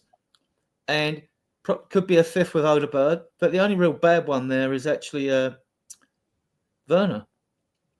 I think with Johan Lange, it's about what he hasn't bought. It's not about what he has bought. Exactly. It's about what he hasn't bought. He hasn't brought in the winger that we needed. He hasn't brought in defenders that we've needed. He hasn't brought in maybe another midfielder that we might have needed. It's more about what he hasn't bought. I think priority should have been from the summer. From the summer, should have been a left back. Everyone knows when he got your doggy. I mean, as much as I think what Johan Lange has done, he's built an incredible project, but he hasn't done all the requirements of the project. So the teacher's just kind of like, well, you're missing, key Ben Davies, they could give him another year, but let's not look into the future. I don't want to be cruel, because Ben Davies had enough hard luck. He was left out of 3 finals, and and if they kept him, it wouldn't bother me. But if you're going to keep Ben Davies, I still want a left back in. Where's the left back? I was hoping we'd go for Dorgu. And we'll see how he turns out. I think he'll be fine, actually, at Man United, but because he looks a talent. Does look a talent. I'm jealous. Yeah. It's a pleasure, though, guys. I really enjoyed this. I like the Friday night streams. It's got a nice vibe to it. And we want it to be an American-Canadian show, really. Perhaps we can get the odd Aussie on, right? So there you go. We need to troll. Me and Drew are going to have to troll some more American fans. I mean, we can bring on Bobby Kay. I'll give you the approval. We can change Dave's nationality for a day or something. I mean, we get you both on then. He's He always both- wanted to be a Yank, he told me. Thank you guys. Appreciate it. Thanks for the invite All right, as Jack. well. Thanks, Jack. Nice one, Jack. I'll see you See you Sunday, guys mate. game day. Take care. Channel. Fantastic. Yeah. Get over there to Big up. our shots for everyone. Right. Great channel. It's a great channel. Right. And then there were 3. Yeah. So we're all in agreement. Our recruitment's crap. Well, All right, boys. pros- Here's my take on it, and I'm going to try and keep this really concise because I don't want to confuse anybody, and even I confuse myself sometimes talking about this. But 2 cannot become 1, right? And we have a situation with the 2 squads. You got the European squad, the Premier League squad.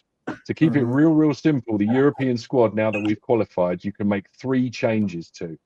So we're all on the assumption that you're going to put Spence in, you're going to put Kinski in, you're going to take 2 out. So that leaves you with 1 player you can register for that squad.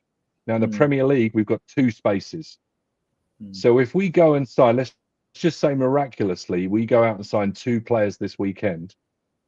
If they're both over the age of 21, only one of those players can be registered for the European Europa League. So you've basically got to convince somebody to come.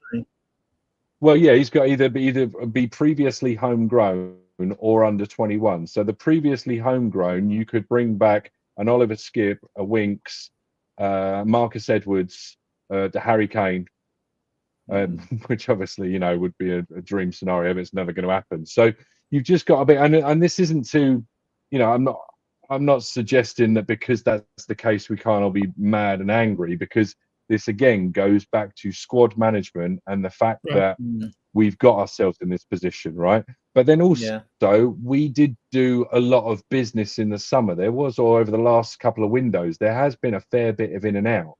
And this was going to be a painful rebuild. And we were told that 5 years ago, and the painful bit has now become excruciating. So while I get the anger, and while I'm also extremely frustrated that we're in this position. So to that, one thing that I don't understand with the way that they're doing their business, and just to go back to the Matthias Tell, right, last season he didn't have too bad of a season. If you break down his numbers, he only averaged about 34 minutes over his appearances. He had about 1,000 minutes over 30 appearances, works out to being about 30 minutes an appearance, and he scored 7 goals and created 5. So his GA for the amount of time that he was on the pitch is actually pretty good. Now, you also take into account that he can play left wing, he can play right wing, and he can go down the middle at times. Then that does fit the profile of the squad.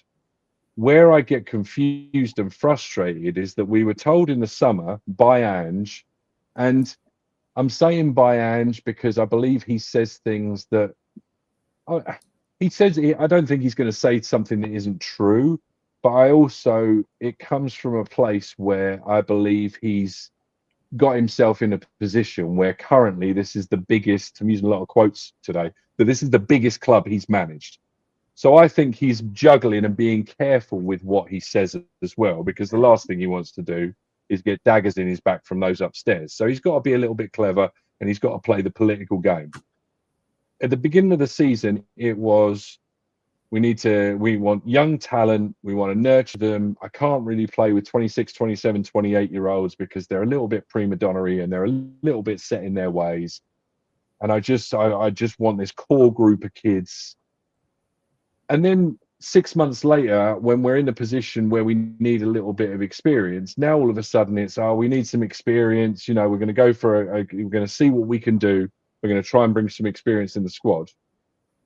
And then it gets to the transfer window. Not only has no business been done, when the business does start ramping up and you're thinking, okay, something might happen, we're back to a 19-year-old who, all right, he's had a pretty good season last season. He's not set the world alight this season, but we're now back to 3 weeks ago needing experience and some level heads to kind of drag us through. Now we're back to a 19-year-old again.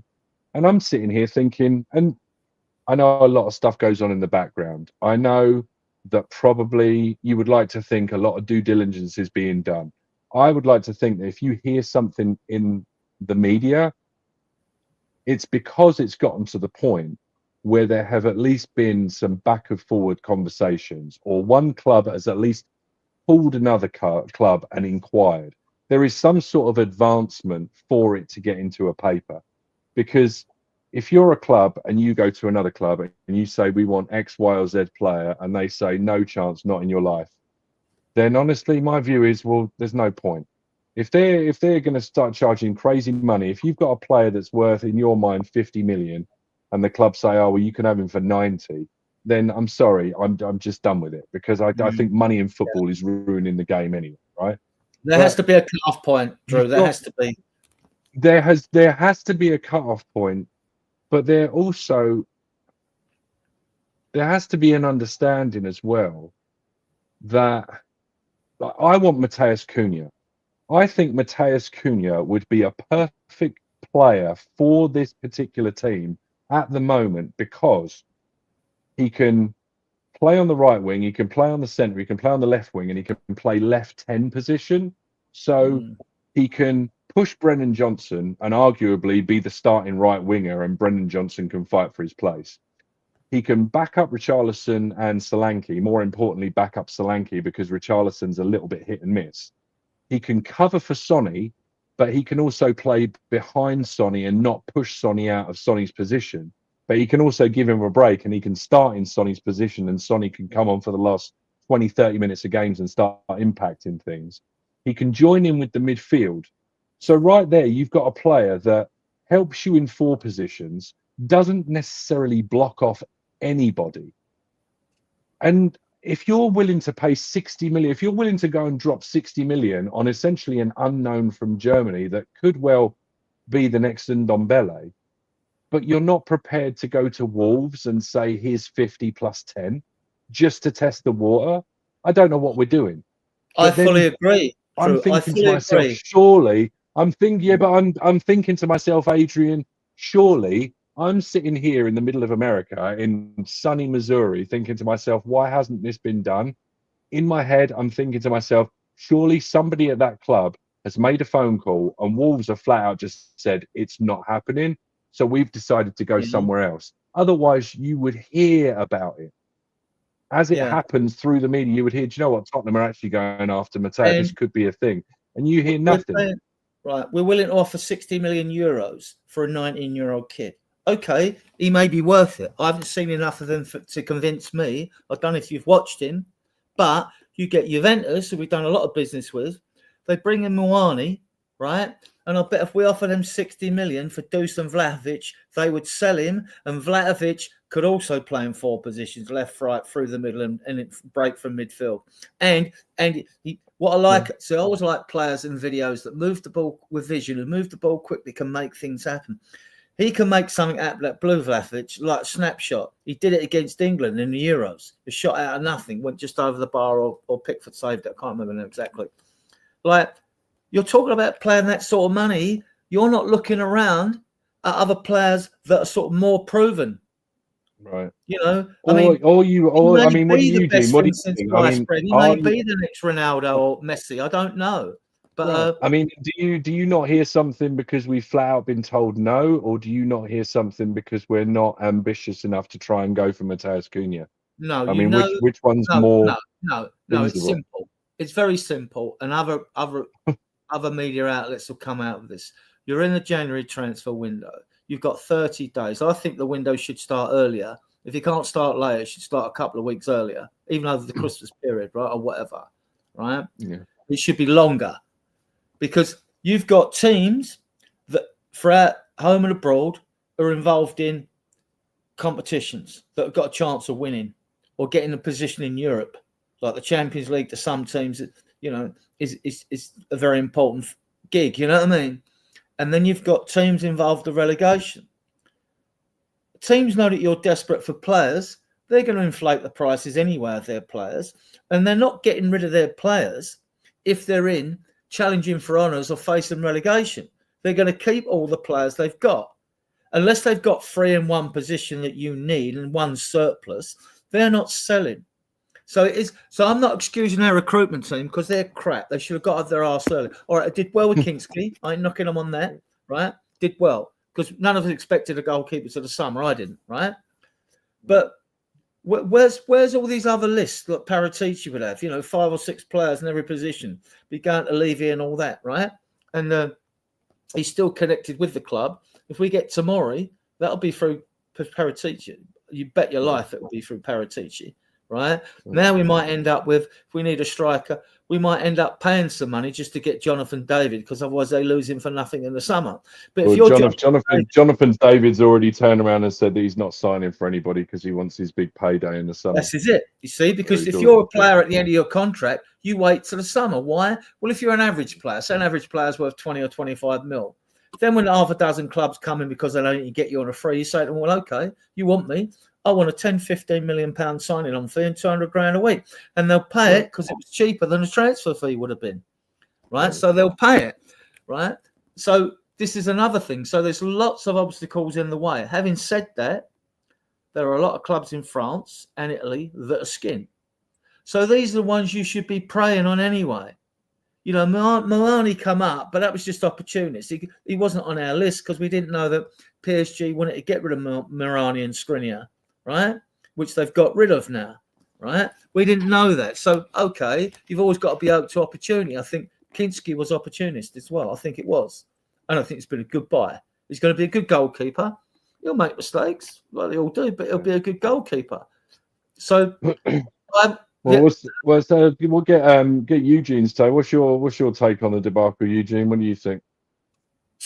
Man, look, it's my issue. It's not even about this transfer window. It's the messaging.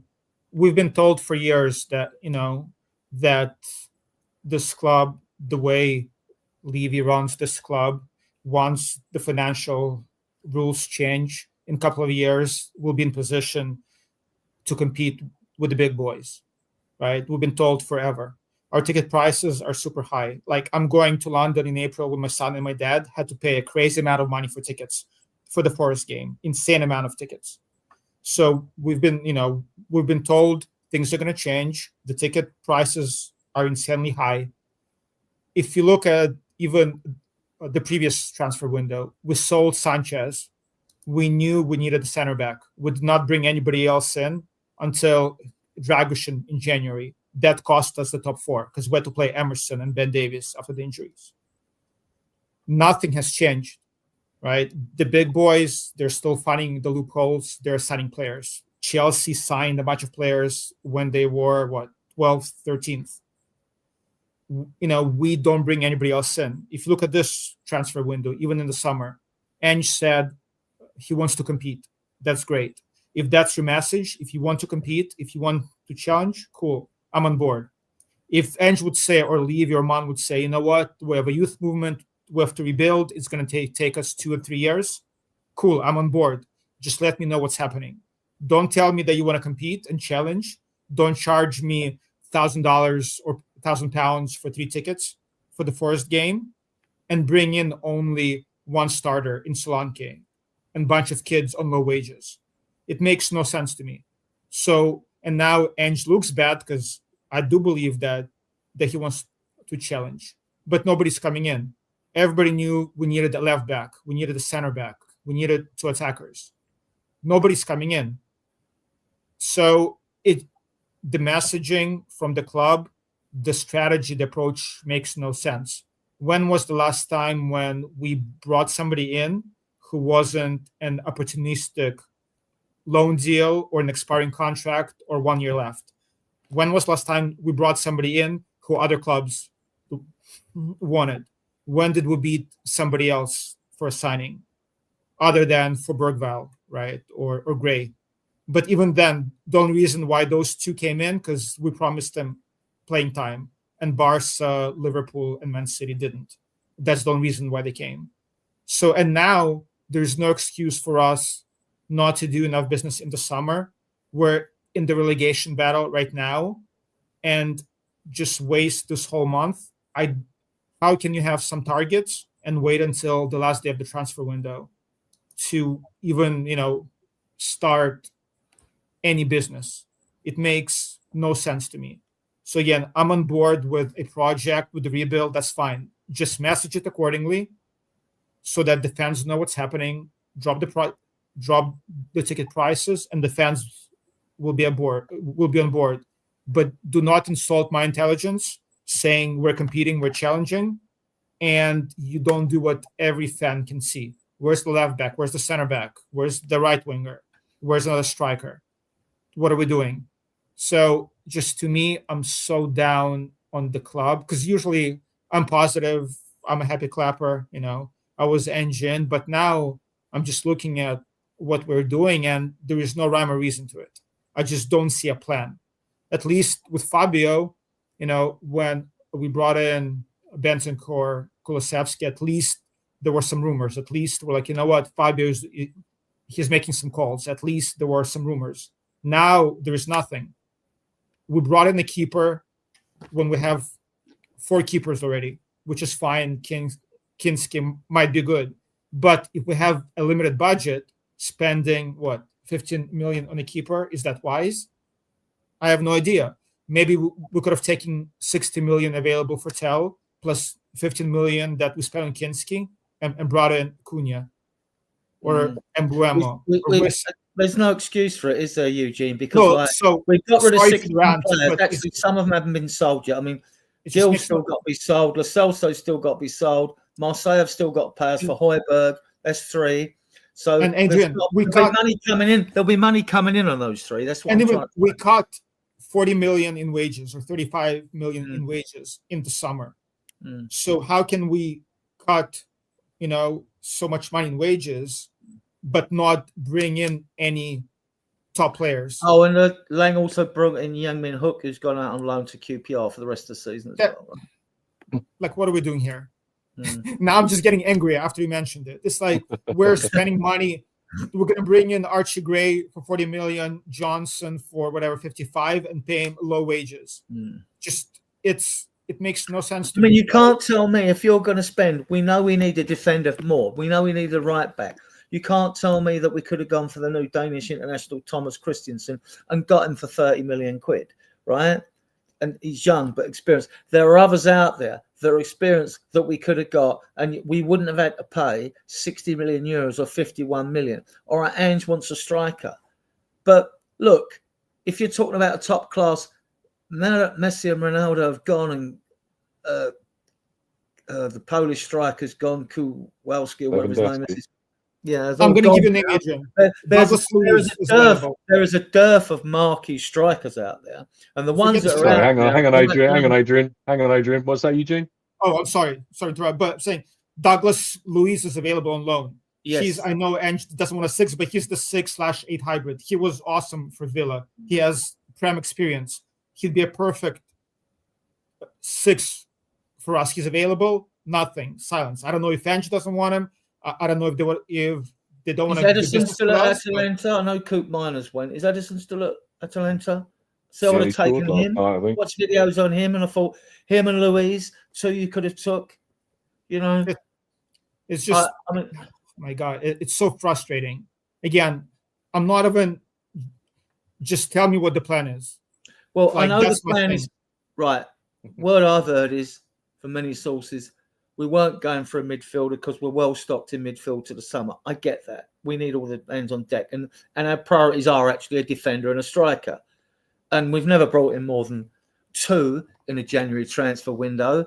So although January has been good to us, we brought in Dele Alli, we brought in Porro, we brought Kulusevski, we brought in Bentancur. Mind you, I think we brought in Matt Jansen as well. and Dan Juma. So we have done pretty well. So let me just say, can I just type up right? If we are definitely, if we're saying, let's just say Ange turns around tomorrow and decides that actually he does want this monster 6. That's what his system needs to win over all the fans. Regardless of who you're getting in, who are you dropping? And also, are you happy to accept that, given how good we've seen Archie Gray play, and given how many people are calling for him to play in his natural position, who are you bringing in on big money or on a big transfer that's going to replace. I suppose the argument is you're going to sell one of Bissouma and Bentancur, and you're happy to block Archie Gray for a couple of years. Because that's the scenario. That if you're going to get in your monster six, that's essentially what you've got to do, right? You've got to move one of those out and be happy that Archie Gray is going to have reduced minutes for a couple of years because you've promised this guy 70, 80, 90 minutes a game. So is that what that's the plan, or that would be the assumption, right? Yeah, but that's okay with me because that's okay with me because Gray's played over 25 appearances for this club now, and he wouldn't have been played them. He would have been drip fed in the squad if he would have been sharing the position. That's the whole point of having a squad and having two in each position, and then that's right. With the third goalkeeper gives you 23, which means players you can now bring in two other players in any positions, which I'd prefer in midfield or as versatile players to come in, the extra two, right, to make your squad of 25. But with Gray, but then you're not going to, even if Gray plays at number 6, you're not going to play him for 40 games a season, are you? This is why you have two for each position, because it is a squad game. And it's the way the manager can use a bit of kidology. I'm resting you when he really saying I'm dropping you, really. I'm resting you. I'm dropping you. I was just curious and because the first midfielder out for me, obviously first midfielder out. He looked okay yesterday against Elfsborg, but first midfielder out for me, Bissouma. He goes. And Drew, I agree with you. You're spot on. But I mean, Archie Gray's still young for a 6, right? Like how many 18-year-old 6s do we see? Not many. But I actually, to your point, if we don't bring in a 6 or midfielder, I do want to see Archie Gray play at the 6. I don't want to see him play at the center back. I want him to get minutes at the 6. So far, he hasn't. So either you play Archie Gray at the 6 or you get somebody in. I don't want to see Bissouma at the 6. I'm done with Bissouma. I'm tired of him. The Bentancur is not a 6. So either, I agree, either you play Archie Gray there or you bring in somebody else who can be a 6. It's just, I don't see like a plan. I don't know what we're doing, and that's on Ange as well. Let me and this is me just I'm almost playing like devil's advocate, just hypothesizing, just throwing things out there, right? But I've just got I've got Moises Caicedo information up here on my screen because everyone was waxing lyrical about this guy a couple of years ago, and he went from Brighton to Chelsea for 105, 108 million, something ridiculous like that. Now, I'm trying not to be hyperbolic, but I've seen nothing in that kid that absolutely wows me to think that he's worth 100 million. But apparently he was. Now, by the same token, I'm not suggesting that Archie Gray is Caicedo levels just yet, but I wonder whether we've got ourselves in a position now where, because of the situation and because of the fact that Archie Gray has excelled and has played so much, I think, is it not possible that whereas 6 months ago, a year ago, we're saying, you definitely need to get that number 6 in, now are we potentially stifling Gray because whereas he's getting more minutes than he should be now, if you bring in somebody in front of him, he's now going to get less minutes than his progression would allow him to have. Do you see what I mean? Like, I feel like what he's done has proven that he's worth giving more of a chance to. And I'm worried that his kind of progression goes up and then kind of dips and tapers because you've now got him on a projection where maybe, and we don't know, this is all hypothetical, you can't look into the future, but players get better and players learn their craft at different levels and different speeds. And we've put him in such a position now, he's excelling. And I don't know, maybe the club, and maybe there's a possible concern that now you bring somebody in and you're stifling that kind of going to the moon rocket of a progression, and maybe he doesn't become the player we think he does if you put a wall in front of him. But then the other point is, we're a big club. We shouldn't think like that. We should have somebody better in front of him for him to learn We've got a from brilliant number 6 at the club, but he's not going to play there. We've got a brilliant number 6 at the club. He could do it all. And you two probably aren't fans, right? And he can do it all. And go forward, win the ball, good in the air, good passer. Romero could do that job in front of a back four. I agree. He could do it in front of the back four. And I said this, I did say this over 2 seasons ago before VDV came, and I took lots of pelts because we didn't have any other centre backs, which I understood, right? But I still think he could play that. He could do that number 6 role. Will it happen? No, because he's our quarterback. Everything progresses through him, whether you like the player or not. Either VDV's got to learn to do it, or Dragson's got to learn to do it. I could see VDV learning to do it more because he has broke forward a couple of times and scored goals or set up Sonny and all that. But that was just charging forward rather than progressing play. I mean, our other centre backs, they can't ping an angle, like they can't do a Toby Alderweireld and ping an angled ball, right? The way he did. He didn't always hit his mark, but at least he was brave to try it. And when it worked well under the Poch system. So, but like, I mean, Yang didn't do it, but Toby did because he could. He had a better range of passing on him, So Drew, Karen. That's what we're here for, Karen. Cool. To your point on Archie Gray, Drew, I agree with you. Club might be thinking that, but if that's the case, if they're afraid to stifle Archie Gray's development, Mikey Moore's development, and Bergval's development, don't tell me that we're going to challenge and compete, right? It's either one or the other. Either we're developing youngsters like Brighton or, like those teams, and maybe we'll compete in 3 years. I'm on board with that. Just tell me. Just don't tell me that we're going to challenge. And it's on Ange as well. If Archie Gray is the 6 that we all think he is, I better see Ange, if he's not sacked, play Gray at the 6, especially if Tomori comes in. If Tomori comes in, there is no excuse for us not to see Gray at the 6. If we'll see Gray right back or left back, I'm putting the blame on Ange completely. Because as of now, there were many opportunities for us to see Gray play at the 6, and for some reason, he hasn't. So Ange has to play him at the 6. But then again, if we're being told that we're going to challenge, no big club, City, Liverpool, like nobody's going to throw in an 18-year-old to start, and it just doesn't make sense. So you need like both. You need Doggy Fit on the left with Romero and VDV in the middle with Porro on the right for Gray to be able to get a place in the midfield. Basically. Yeah, look at Man City. Foden was on the bench for how many years? I think Ange would do it then. I think he would do it then. Yeah. Why he didn't do it Everton away, that just baffles me. Like, that was a brainstorm he's had on that one. You know what I mean? But I was excited. I thought, Gray's going to be playing in midfield, and it didn't happen. I honestly think it's all just the communication from the club is terrible. Just tell us if there's a plan. Just tell us what that plan is, and the fans will be on board. Just don't insult our intelligence and tell us one thing where it's clear for everybody to see. How can you cut wages, increase ticket prices, and tell us that we're challenging? Makes no sense.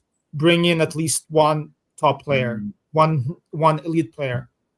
You spend 65 on Solanke, who I rate, but spend a bit more and bring in, a Gyökeres or, an elite player or an elite winger like Eze. Just do some. There's no excuse for us not to do that. And if we don't, cool. Just tell us, play all kids instead. I'm tired of seeing average players play, like Bissouma, even Madison, who I rated. It's just, not for me. Give me some. It's one thing. It's one thing when you're given a menu and it says ribeye steak, and then the waiter brings out a Salisbury steak, right? So, exactly. And I'm paying for a ribeye steak. Exactly. I feel it. No, I get you. I should still be renewing my season ticket come April or whatever, because I see how many years I can get in for the Spurs. Probably another 10. Right, Brentford v Spurs, guys, right? Injury woes, 9. I've took Forster off this list because he was on the bench the other day, so he must be fit. So we got Vicaro's out, Odegaard.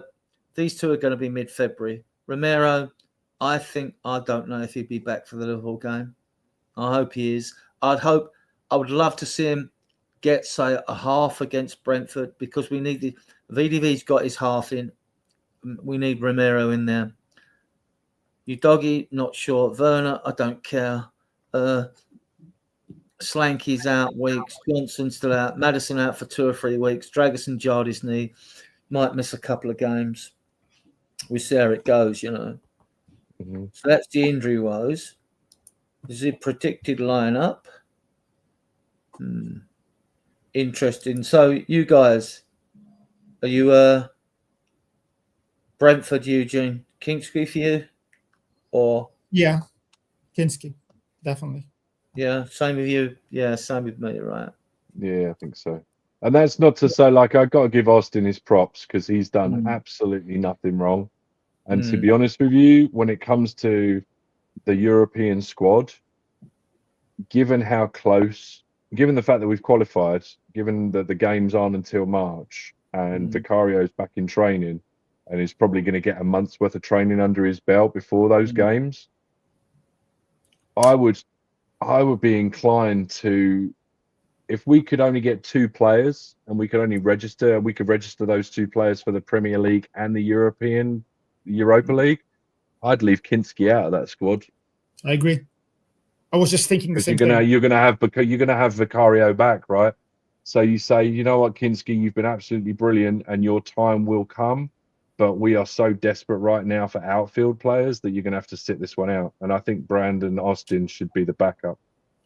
1000%. If you brought Spence in, you could bring Spence in for Odegaard, because he's got he's got earn a right to play again. So you could take Odegaard out of the squad because he's got to prove his fitness, and the player can't argue about that, right? Then you could bring Kinski in for Werner, right? Get him out of the squad, right? So that would get you 2. Now, your third free up space, if it was me, if we're bringing a foreign player in, apart from Tomori, if we only bring in Tomori, it won't matter. But if we bring in a foreign player in, I would take Richarlison out of the Euro squad because he's been injury prone, and free up that space for Richarlison because we only got the one, like you rightly said, Drew. But what Angie see, then we're looking. Richarlison's fit at the moment, and we're looking thin in the forward line at the number 9 position. Well, although we've got Scarlett now that Lancashire's gone out of West Brom on loan for the season. Yeah. I don't know. I would. Or you've got space on through the middle, which, look, when it half works, it looks good. People say plan it. When it doesn't work, they don't plan. Okay, so what's that tell you? It doesn't work. It doesn't work enough times for Son to play through the middle, basically. He's an outside left, inside left player. He's either a winger or is an old-fashioned, like, inside left. So it doesn't work. So then we're sort of like, well, basically, we're screwed until Solanke comes back. And I don't think Solanke's going to be back for the Liverpool game either. So this is a big week. Another 4 weeks. Yeah. You know, I would even include, even though I don't rate him, I would include Reguilon in Europe, since we have no cover at left back. I would rather the Reguilon play than have Archie Gray. Spence played all right there, left back. Gray's played all right there, and Davis has played all right there. So, but you know what? Like, and even BDV can play there. Yeah, but it's not ideal. I know it's not ideal, Eugene. It's not. And plus, with all our injuries, I would rather be safe and have extra cover both on defense and offense than have Kinski. Like, actually, I agree with Drew. There is no reason of having Kinski in the squad in Europe. It makes no sense, especially with Vicario back. I would just go safe and have extra players. One more defender, one more attacker, and maybe, or, you know. And we don't know. And the other thing, when these players comes, we don't know what they've been promised. Yeah. So if Kinski's coming, I get the logic behind it. There's logic behind it. It's a valid point. But I'd want to keep Kinski and Vicario. They are the best 2. Yeah, no, fair play. Yeah. Austin's done all right, but look, he was under 21 goalkeeper. They give him a 5-year contract because he's homegrown. The same with Whiteman. But let's be honest, though, if Vicario is fit, Kinski is not going to play. So, Right. and what are the chances that Vicario, is going to have another? I actually think he'll rotate the goalkeepers. I think he will. Not in Europe. Well, the rest of the season, I don't know. No, I mean, I don't think so, man. Oh. I mean, Kinski hasn't shown me. Look, Kinski has been good. He's good with his feet, but as far as the shot stopping, he hasn't shown me enough. Where no, Vicario's better. Yeah, exactly. Vicario looks a bit more agile, right? Yeah. Kinski's probably a better kicker. But we need a shot. I really feel like those two. I really feel like those two at Leicester. Those 2 goals at Leicester aren't goals with Vicario in goal. Exactly.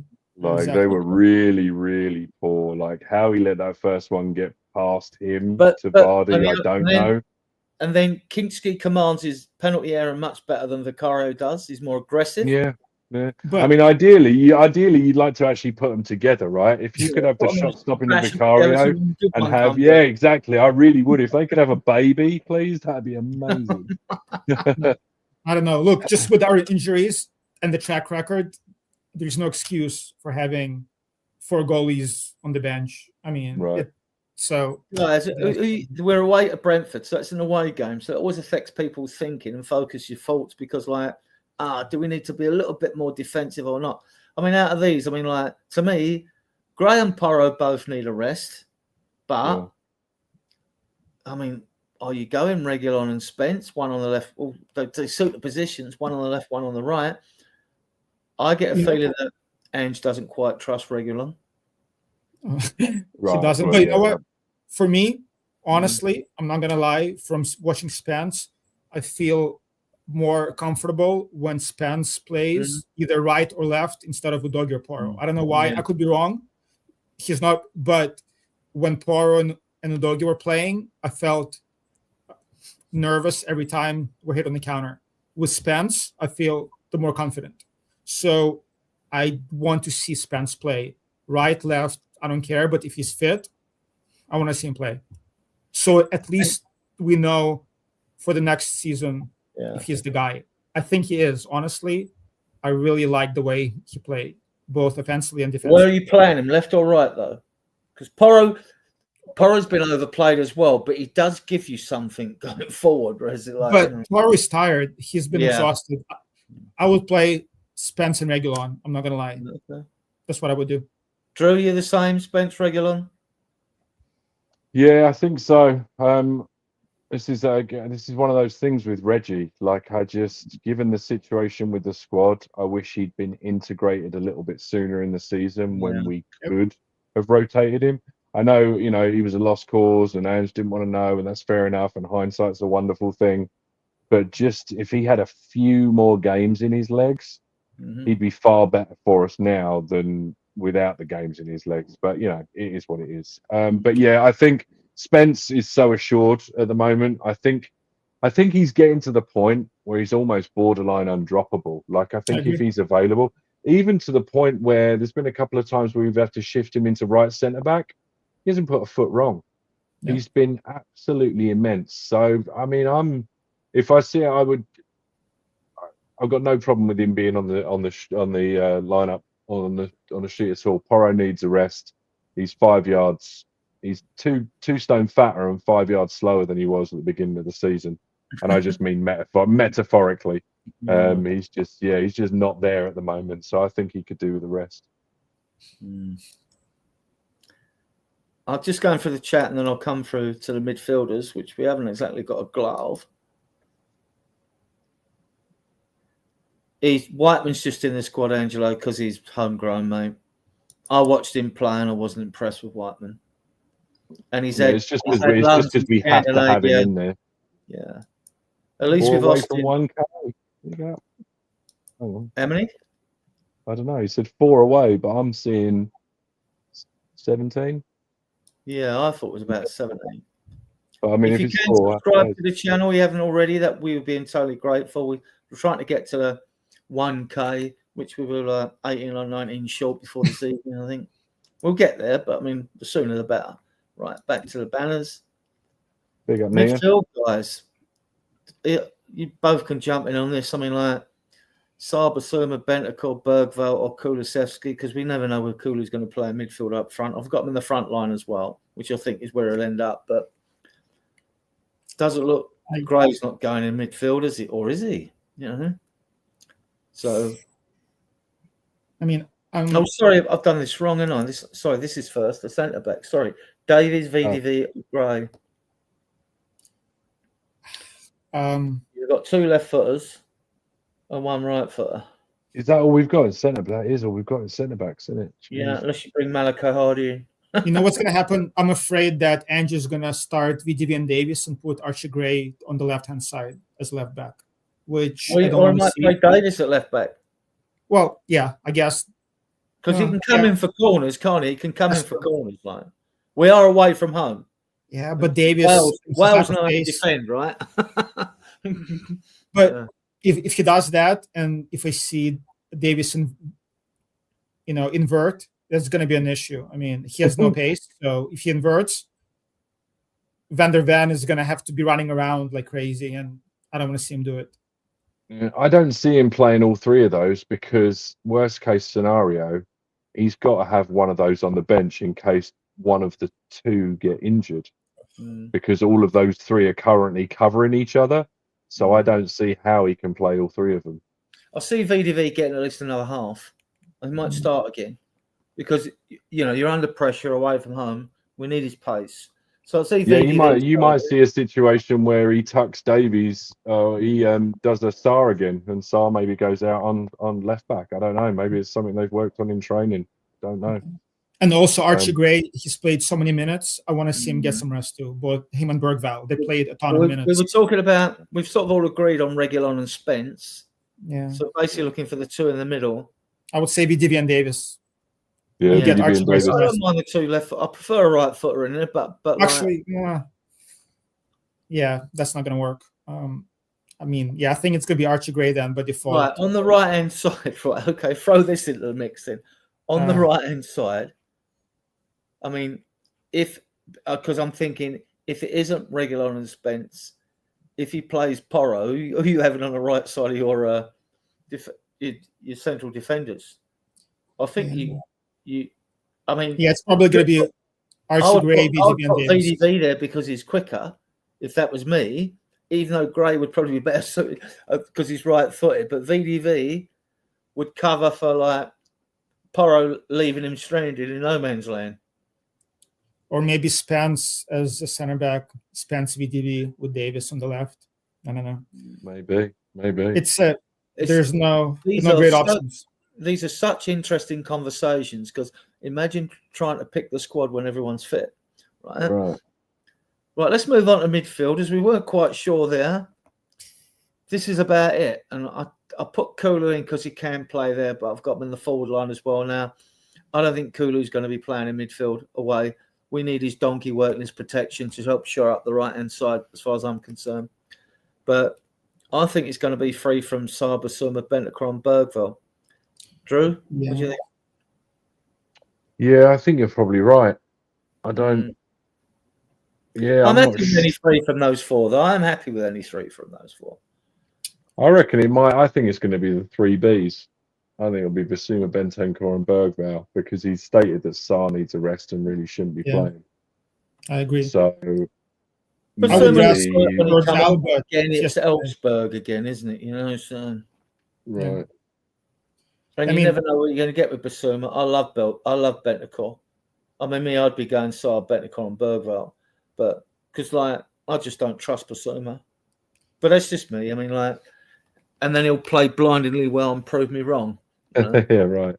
I mean, if possible, I'd play Kulu at the 10, but obviously we don't have anybody on the right, so Kulusevski is going to be on the right, and we don't have a 10. So Bergvall, as I said, I was hoping he'd get some rest, but Bergvall is going to have to be at the 10. So it'd be Bergvall and 2 of the 3. I mean, I don't like Basuma, so I would go Bentancur and Saar, but Saar might need some rest. So I don't. Yeah, that's. They would give Bentancur and Saar. I think would give Bergvall more license. Yeah, because he is creative, and he's. I don't like using numbers like 6, 8, and 10, but he's sort of our class Bergvall as an attacking creative midfielder as well. And he but Bergvall, I like him as an 8. Yeah, I like the Bergvall as an 8 because he does have something about him. He gets stuck in. If we had he's a got 10, a long range of passing. He's got a long range of passing and put that crossfield ball right across, and he does it quicker than other people. He's got the vision to see the pass. Yeah, I just feel like Bergvall as a 10, he might get lost a bit. Versus, I like seeing him with the ball, just take the ball and push it. Versus when he's at the 10, he might not get enough of the ball. But he'll stick his foot in more than Madison will. Yeah. Oh, for sure. For sure. Okay. So it's still like, right, front lot. Son, Moore, Richarlison, Scarlett, Kulusevski, Lancashire loan to West Brom. This is for the viewers watching later. Lancashire's gone. There isn't a lot of choice. We could go the same. Son, Moore, and Richarlison again. He is a 9. We missed that presence in the box. You know, I can't help thinking of a lot of teams revert to like 2 forwards. It'd be far effective about this robotic football, that horseshoe football. All teams are playing it, not just us, right? I think I remember when Dele Alli was playing as a number 10, a different style of number 10 to Bobby Firmino, Ericsson, or even Madison. Totally different. This is why I don't like. Oh, he's not a 10. People say to me, well, what's your perception of a number 10 then? Because there's different types. What's your perception of number 6? Deep line, a defensive midfielder who sits in front of the one who progresses play upfield, or one who just breaks play up central midfield, helps defend and sprays the ball around. It's just too many versions, right? And you're not going to get a perfect Rodri everywhere, right? So, Right. Yeah. Out of these, I mean, what I would do personally, I would go Son, Mikey Moore on the right, and Kulu at the 9. But what Andrew's going to do, he's going to do Son, Richie, and Kulusevski, as he always does. he Because could Moore try played 90 minutes. So at Newcastle when he played Kulusevski through the middle as a 9, but it didn't work. Doesn't mean to say it wouldn't work, Right. but at least he's got the hold-up ability to hold the ball up. yeah, exactly. You could would play try it. through the middle. Because Richie doesn't offer much. I mean, he presses hard, he works hard, but the quality isn't there. So, I mean, with Kulu, he could be a false 9, as you said. I mean, I would personally do it, but Andrew's not going to do it. And more complaining when in the front 6, as far as I'm concerned. He's a ball carrier as well. When you see it, he can carry the ball like Elo Dembele or even Gascoigne, right? Yeah. But you could go like Kulu through the middle, Son on the left, Moore on the right. But Moore, he played the full game, so I don't think Andrew's going to play him. And the times he's brought Richarlison as a substitute is usually when we've been struggled and he wants the battering ram up there for the last 20 minutes. He's done that, isn't he? You know? Yeah. Who knows? I mean, that would be a surprise if he started Scarlett. But he seems to have better instinct than Richarlison. And look, you haven't got to be the world's greatest striker to be a better finisher than Richarlison either. So... yeah, we just don't have many options, and it's just so funny. I'm looking at the squad, just as a whole, who's available, and I'm looking at it, and I'm saying, I don't care who the manager is. This is not a top 8 squad. If you just look at the talent, you cannot tell me that this is a top 8 squad, just player by player. It's sad. And the thing is, on that, the subs bench should probably look something like this. I've had to guess. It's Forster, Austin goalkeepers, Basuma, Scarlett, Oyin Demalia, Ajayi. Then you've got who can play left wing, attacking mid for right. Calamus Alusasi, he's a cam. Malaki Hardy centre back, Danik full back, Rio. Yeah, we're still thin on the ground. We get a couple, 2 or 3 back out of the 9 that are out. I mean, I'm talking midfielders, more strikers. And then suddenly, with what's the name, and we're suddenly we're really struggling to pick a team, which is good because it keeps your opponents guessing as well. I mean, even if you look at Leicester, Leicester had Pets and Duck on the bench to come in and change the game. If you look at this bench, we have I don't know. Yeah. It's going to be tough. I was trying to do the average age in my head, but I mean, I'm terrible at maths, so I can't. But I bet it's not particularly old, is it? I mean, Forster No, I makes it think look. only Chelsea can field a younger team than us, I think. Yeah, it's crazy. I'm just deleting some of these banners. And then I'll go through the what we got coming up list. I was just trying to pull up and see what, because I think Brentford have got a couple of players coming back as well, and they don't have too bad. Their home form's not too bad. They picked up points away at Crystal Palace last time out, lost to Liverpool, drew with City at home, lost to Argyle in the cup, beat Southampton away. I mean, if you look at us compared to them, I mean, this really is toss of a coin stuff, I think. Yeah. Well, and the problem is, you know, you get a lot of people saying, oh, you know, and I was reading this in comments on before the Elfsborg game and before the Leicester game. Oh, I just want to see a really strong 90 minutes out of these lads. And I'm just like, what planet do you live on where you think any of our players have got 90 minutes in their legs? Like, I know, you know, don't mean to be disrespectful. I'm not trying to rattle anybody, but I just wonder what people are thinking sometimes. It's not going to happen. This is batten down the hatches, every man for themselves.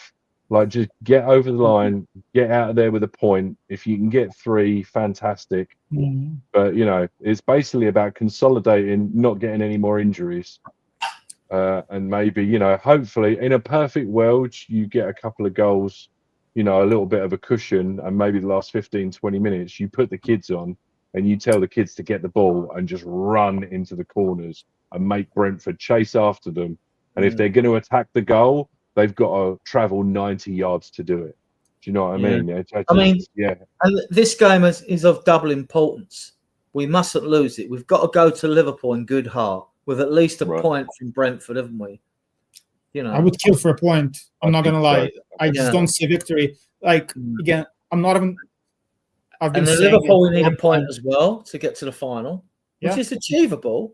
I mean, if you're going to. If fans, I know we're not in great form, and some fans go, "Oh, we're going to get stuffed at Liverpool." All right, we could be, but you can't go there with that attitude. You know, otherwise, what's the point of being in the cup? You want these games, even if they're hard and the opposition frightens you. And you're playing Real Madrid and Barcelona, you know, in the same group stage or something. I mean, we were never given a prayer in the group stage with Real Madrid and Dortmund. We finished top of the group. You know, I mean, at Anfield, I'd park the bus and just, you know, put everybody, you know. A Jose ball or Conte ball, just park the bus and see what happens. Like, and the key can't get any harder. I have no idea how we're going to score. Yeah. I'm looking at the players and I'm looking how we've been playing for a while. I just don't see any goals in us. We score 1 goal per game against teams we're supposed to batter. So we need to get a goal scoring Midas touch back, don't we? I mean, I just don't see us scoring more than 1 goal, unfortunately. So that's why I'm struggling. You know, with our, like in the past with the defensive issues, at least I was like, you know what, at least we can score 3 goals anytime. Now, Mikey Moore's going to do it for us, right? I mean, not only we can beat a low block, 10 million for him last year, and we turned him down. It's 10 million. Not only we can beat a low block, we can beat any block, low block, high block, no block. We just can't score goals. So unless Sonny, you know, he recovers his old magic, like, you know, there's nobody else who I can say is going to score a goal. And then after Liverpool away, we go away to Villa in the Cup. All right, we smashed them 4-0 away last year, and we smashed them at home this year at the Lane. I mean, sometimes your style of play just works well against the opposition. But Villa's not great. I was looking, Villa has a negative goal difference, which was shocking to me. So Villa, we can beat Villa because they're open to, like, any team that's wide open against us, we can beat. But any team, you know, that's organized, we're gonna struggle against. So against Villa, I can see us winning. It'll be interesting to see how these teams do the weekend. The ones in Europe. I mean, we were at home, so that weren't such a bad thing against Elfsborg.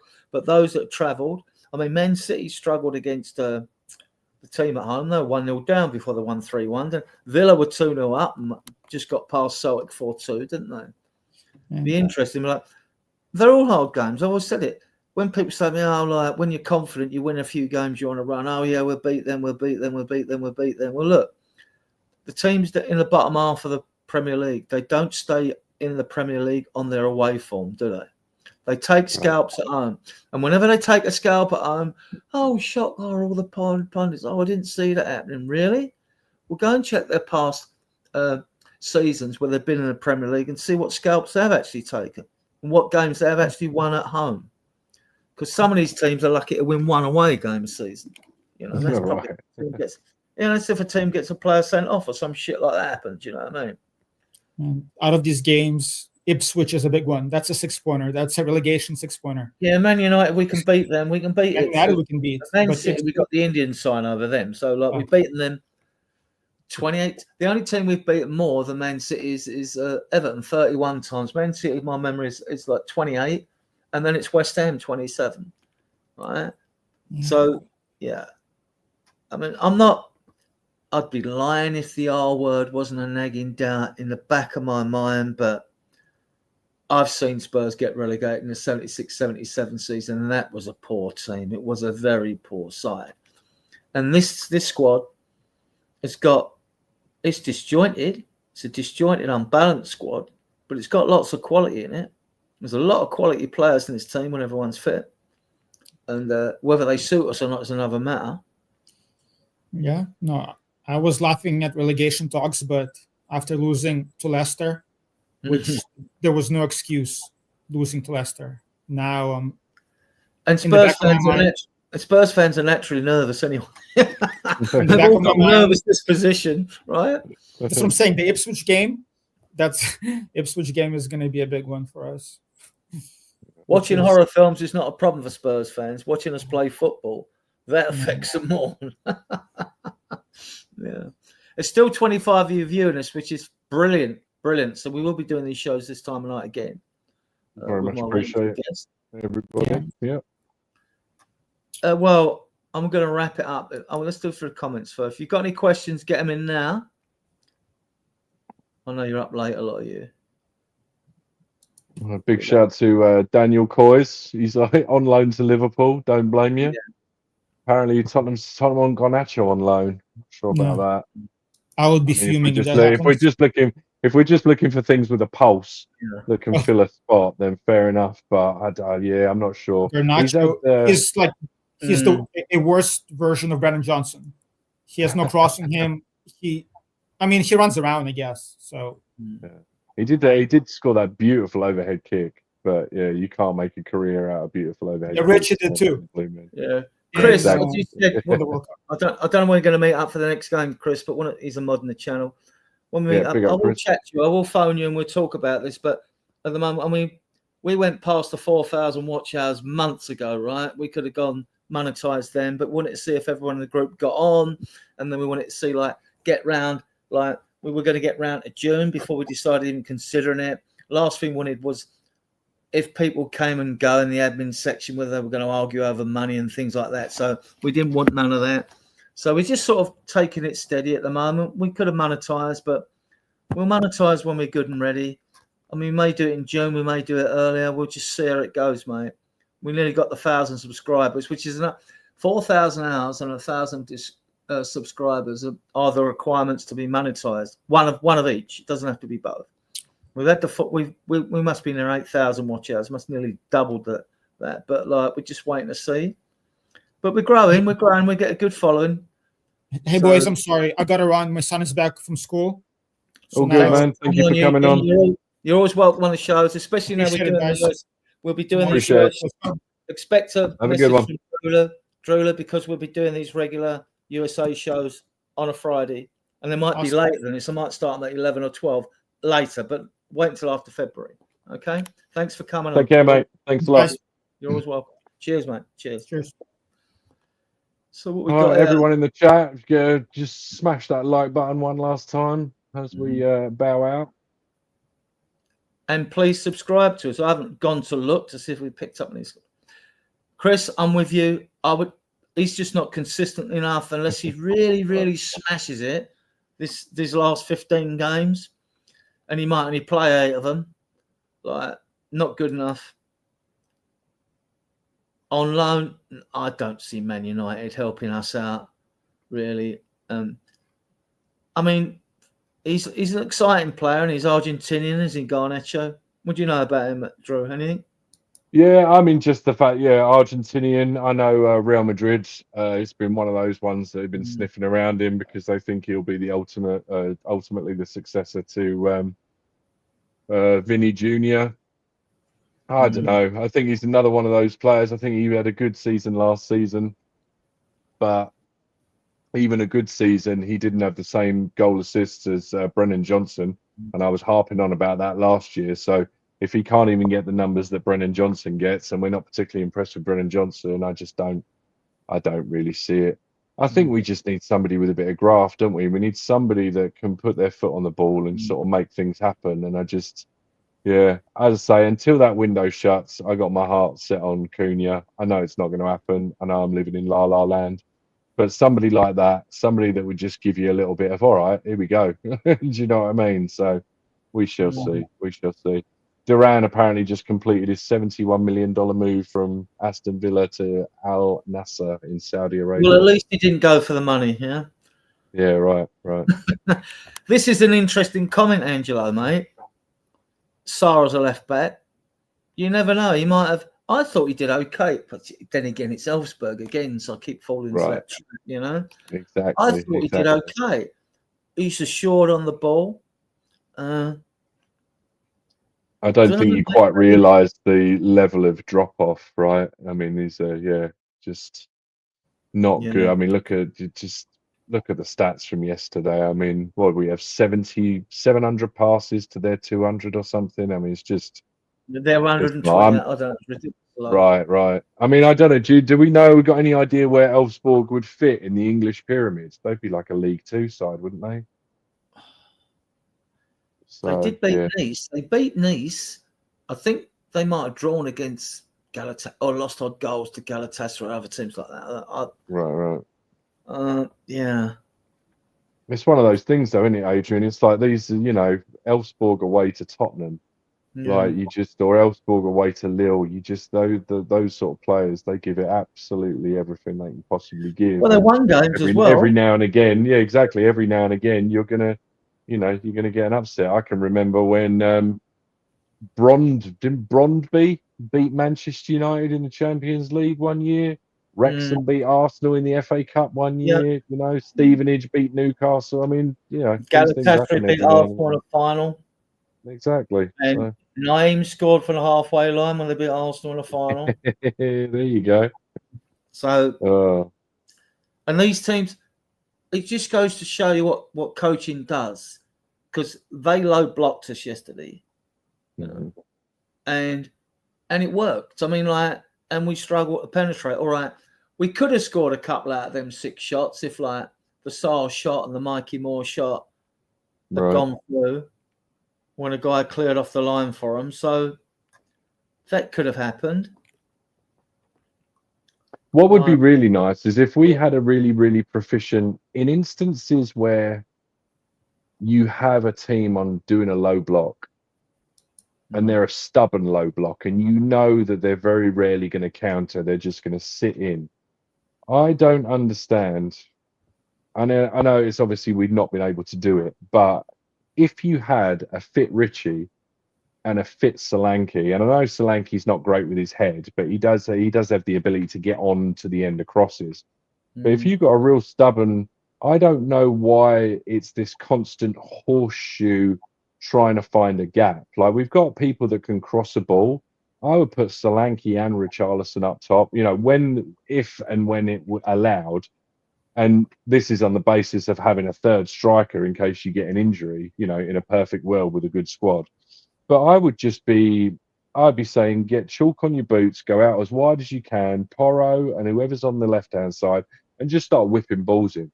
Like, rather than just play this horseshoe stuff, because we haven't really got players that run into channels, and you can't run into a channel in a low block. But we never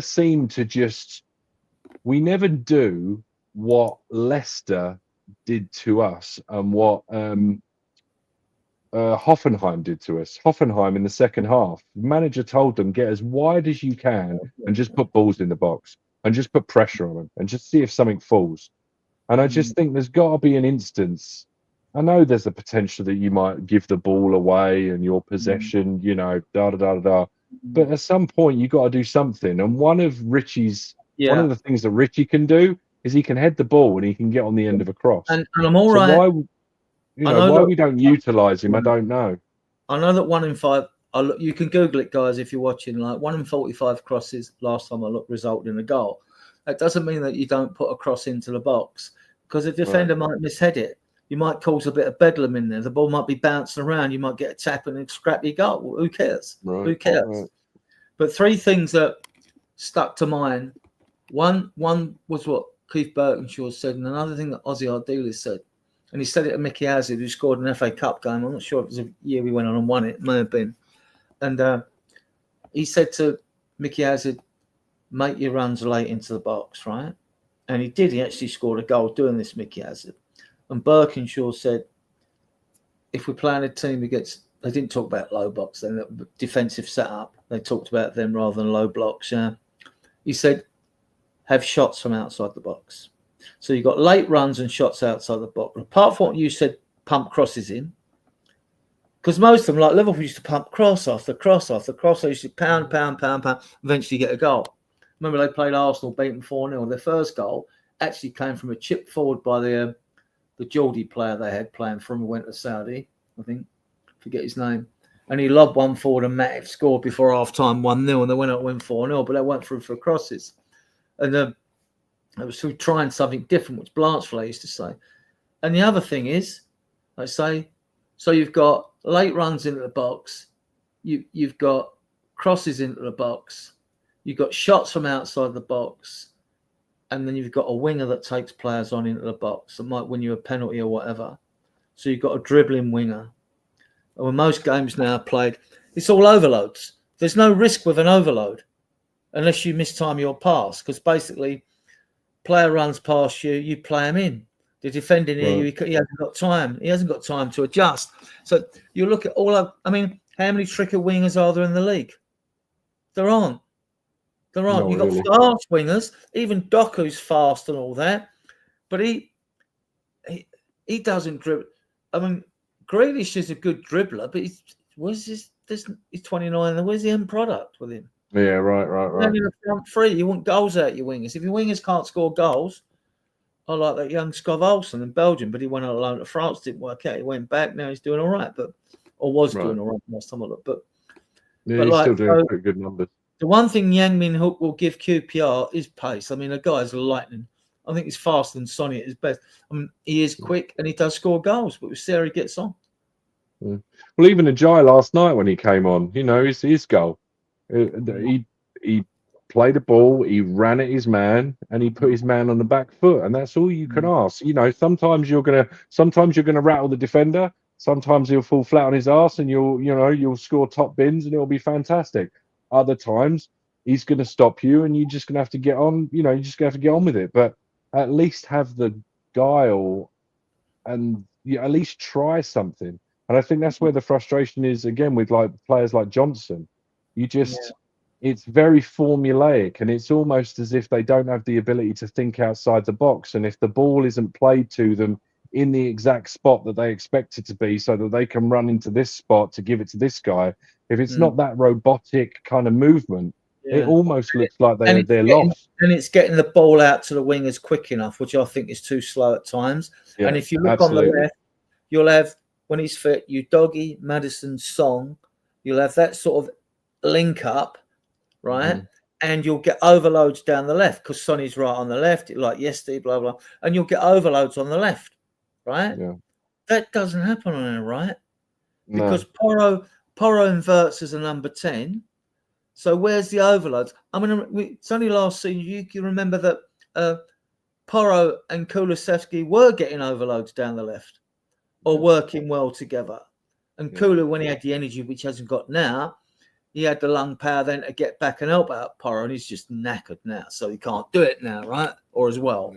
Right? Well, we used to do it. I tell you, we used to do it really well, Adrian, and I can't believe I'm going to say this, but honestly, Matt Doherty, before he got injured at Aston Villa by Matty Cash, there was that little purple patch where Matt Doherty and Kulusevski were working really well with each other, and they were overloading that right-hand side and overlapping and underlapping each other and doing really, really well. But you're right, I've not seen that. Our right-hand side is so lackluster. And I think in part because Porro, I don't know, Porro's a right wing back. You know, I know he's done really well as a right back, but he never looks over his shoulder. You know, and I think he's so busy trying to go up here and also worried that he doesn't have the cover going that way. You know, he often gets caught in no man's land. And we're getting, even yesterday when Mikey Moore was getting a ball on the left, he always had 2 men on him. Always 2 men on him. There weren't the overloads that you had down that side when we had Perisic down there as well. And he could put a crossing, couldn't he? He could. Yeah. I don't care how old he was. He was just excellent, right? And he could put because when Sonny's on the left, it's rare that Son crosses the ball. Right. No, he doesn't. He doesn't want to cross.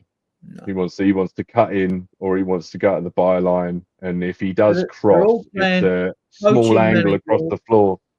All the players are playing coaching manager. They're playing percentages, safety percentages all the time. That's why the young kids look good, because they go for it, don't they? A bit braver. I mean, that was a brave it's a little goal. Bit of the it's a bit of the unknown. Yeah, it's the unknown. I mean, Absolutely. that 1-2 for that goal, it was excellent. You know, defender didn't know what to do. Well, it made in Tottenham last night. It was, mate. On that note, I'm gonna have to love you and leave you myself. I'm gonna wrap up. I'm gonna play you out right now. Yeah. Thanks Once to again, everyone. chat. Thanks to the Thank guests. you very much. You know you are guests. And we're going to end the show now, and I'll play you out with this.